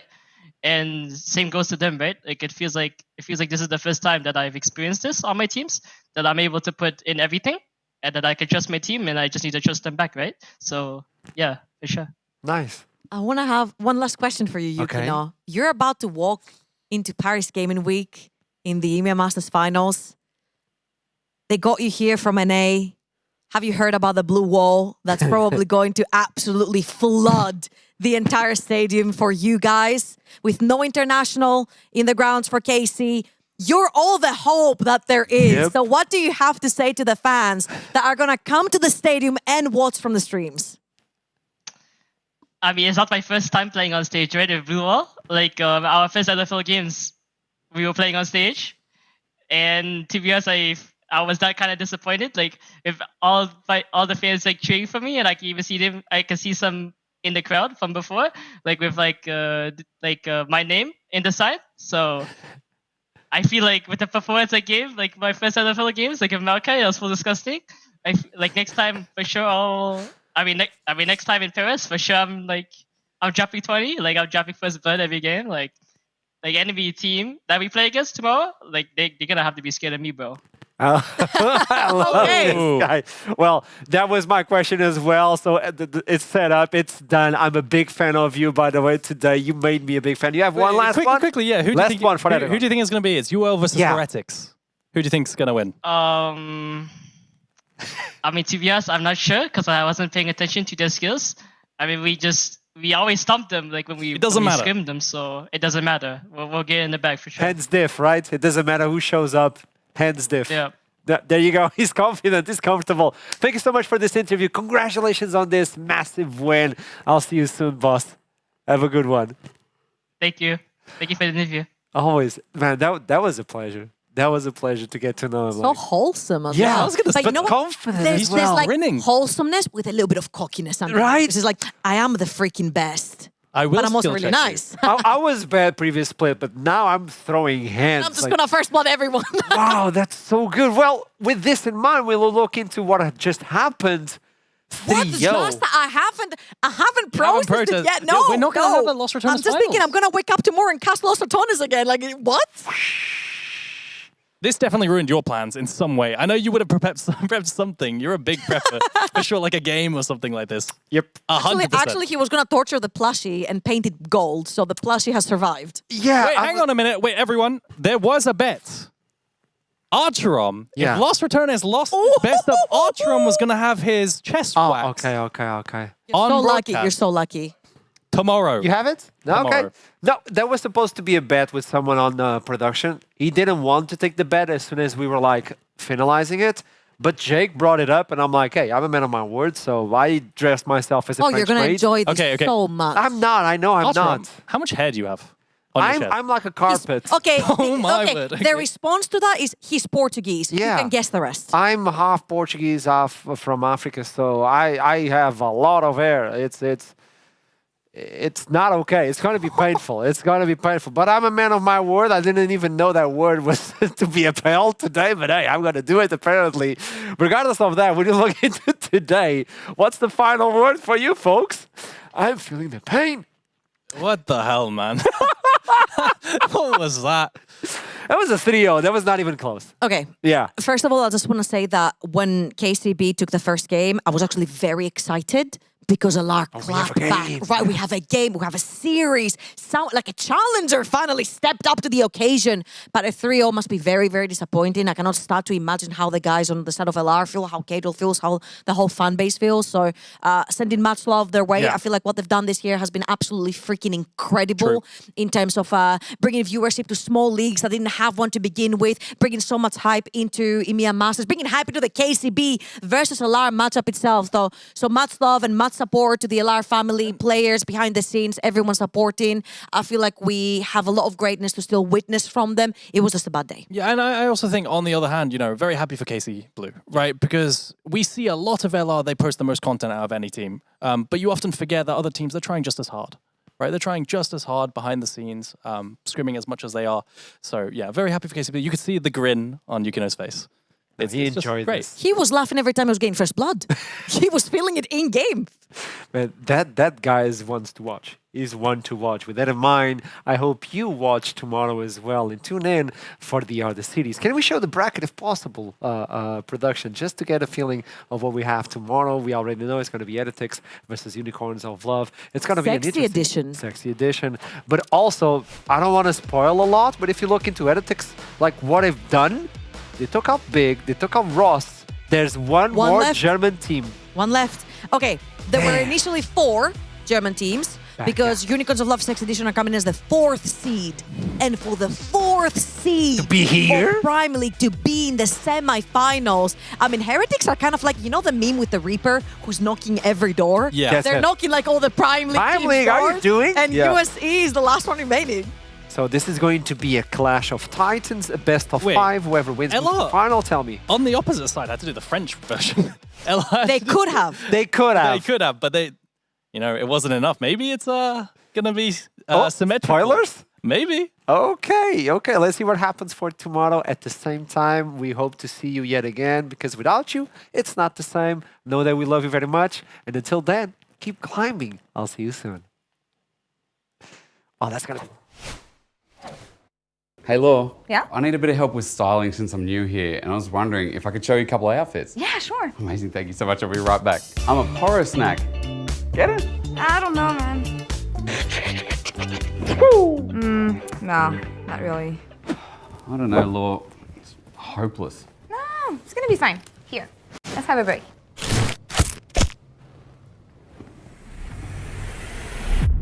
Even the biggest champ needs a break. Yes, that's the one. Perfect. Yeah? LEC, here we come. Ahoo!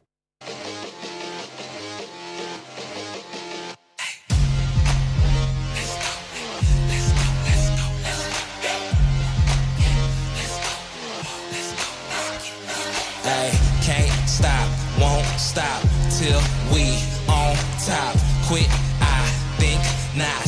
Coming hot for the #1 spot, yeah. No key, got the game on lock, ayy. Big threes when I take my shot, ayy. On the rise and we ain't gon' drop on the grind. It's our time, just watch. If you want it, you can get it. Life gets hard, but don't you let it get you down. Go get the crown because our time is now. Ayy, we gotta get it. Gotta get up, gotta go, we gotta get it.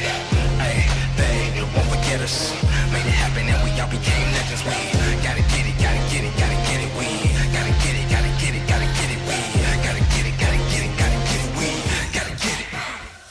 We can't be contained when we leave the game. Our name will remain. We don't need the fame. You can keep this chain. We broke free, so things won't be the same. Nah, on the mission, gotta get it. Let's work. We were raised on the net. I'm raising my net worth, but it ain't about the money. Nah, it ain't about the cause. All that matters is the world knows who we are. Stars. If you want it, you can get it. Life gets hard, but don't you let it get you down.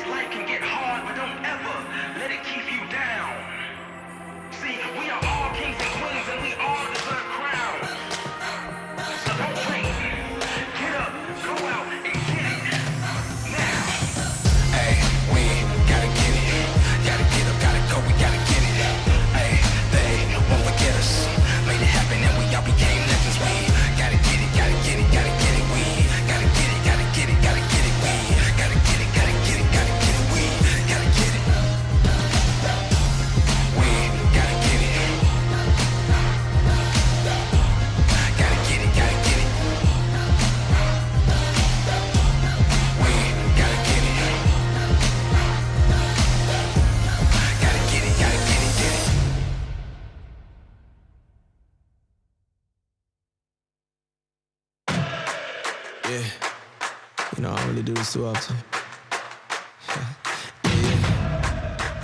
I'll be good for real. Just watch.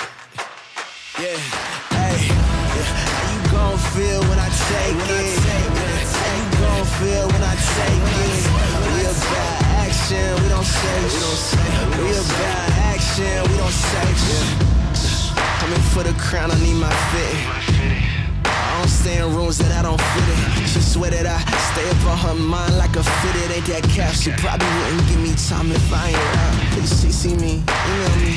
I need all formalities, I need all incentives. This money's about the only thing I mind like my business. That's black on, the type of wave I've been on. It's always got to crash like it's Windows. Need all of that and more, give me all the glow. Give me one play, I'm on 24, Kobe right in that hour. Shot wet just like showers. Tell me who got all of that power, oh that's me. I carry loaded team, I get that ring, I'm MVP. Know that they envy me just like cement, I'm in these streets. No opportunity, knock at the door, I give you keys. My mama raised me selfish, I don't share, I play for keeps. And that's all game time, know that win all mine, I'ma keep it, baby. How you gon' feel when I take it? How you gon' feel when I take it? We about actions, we don't say We about action, we don't say how you gon' feel when I take it? How you gon' feel when I take it? We about action, we don't say we about action. Tell me how you gon' feel. When I take your spot, tell me how you gon' feel. Only thing I need is time and the rest is on chill. Tell me when I take your spot, tell me how you gon' feel. Tell me how you gon' feel. How you gon' feel when I take it? How you gon' feel when I take it? We about action, we don't say. We about action, tell me how you gon' feel.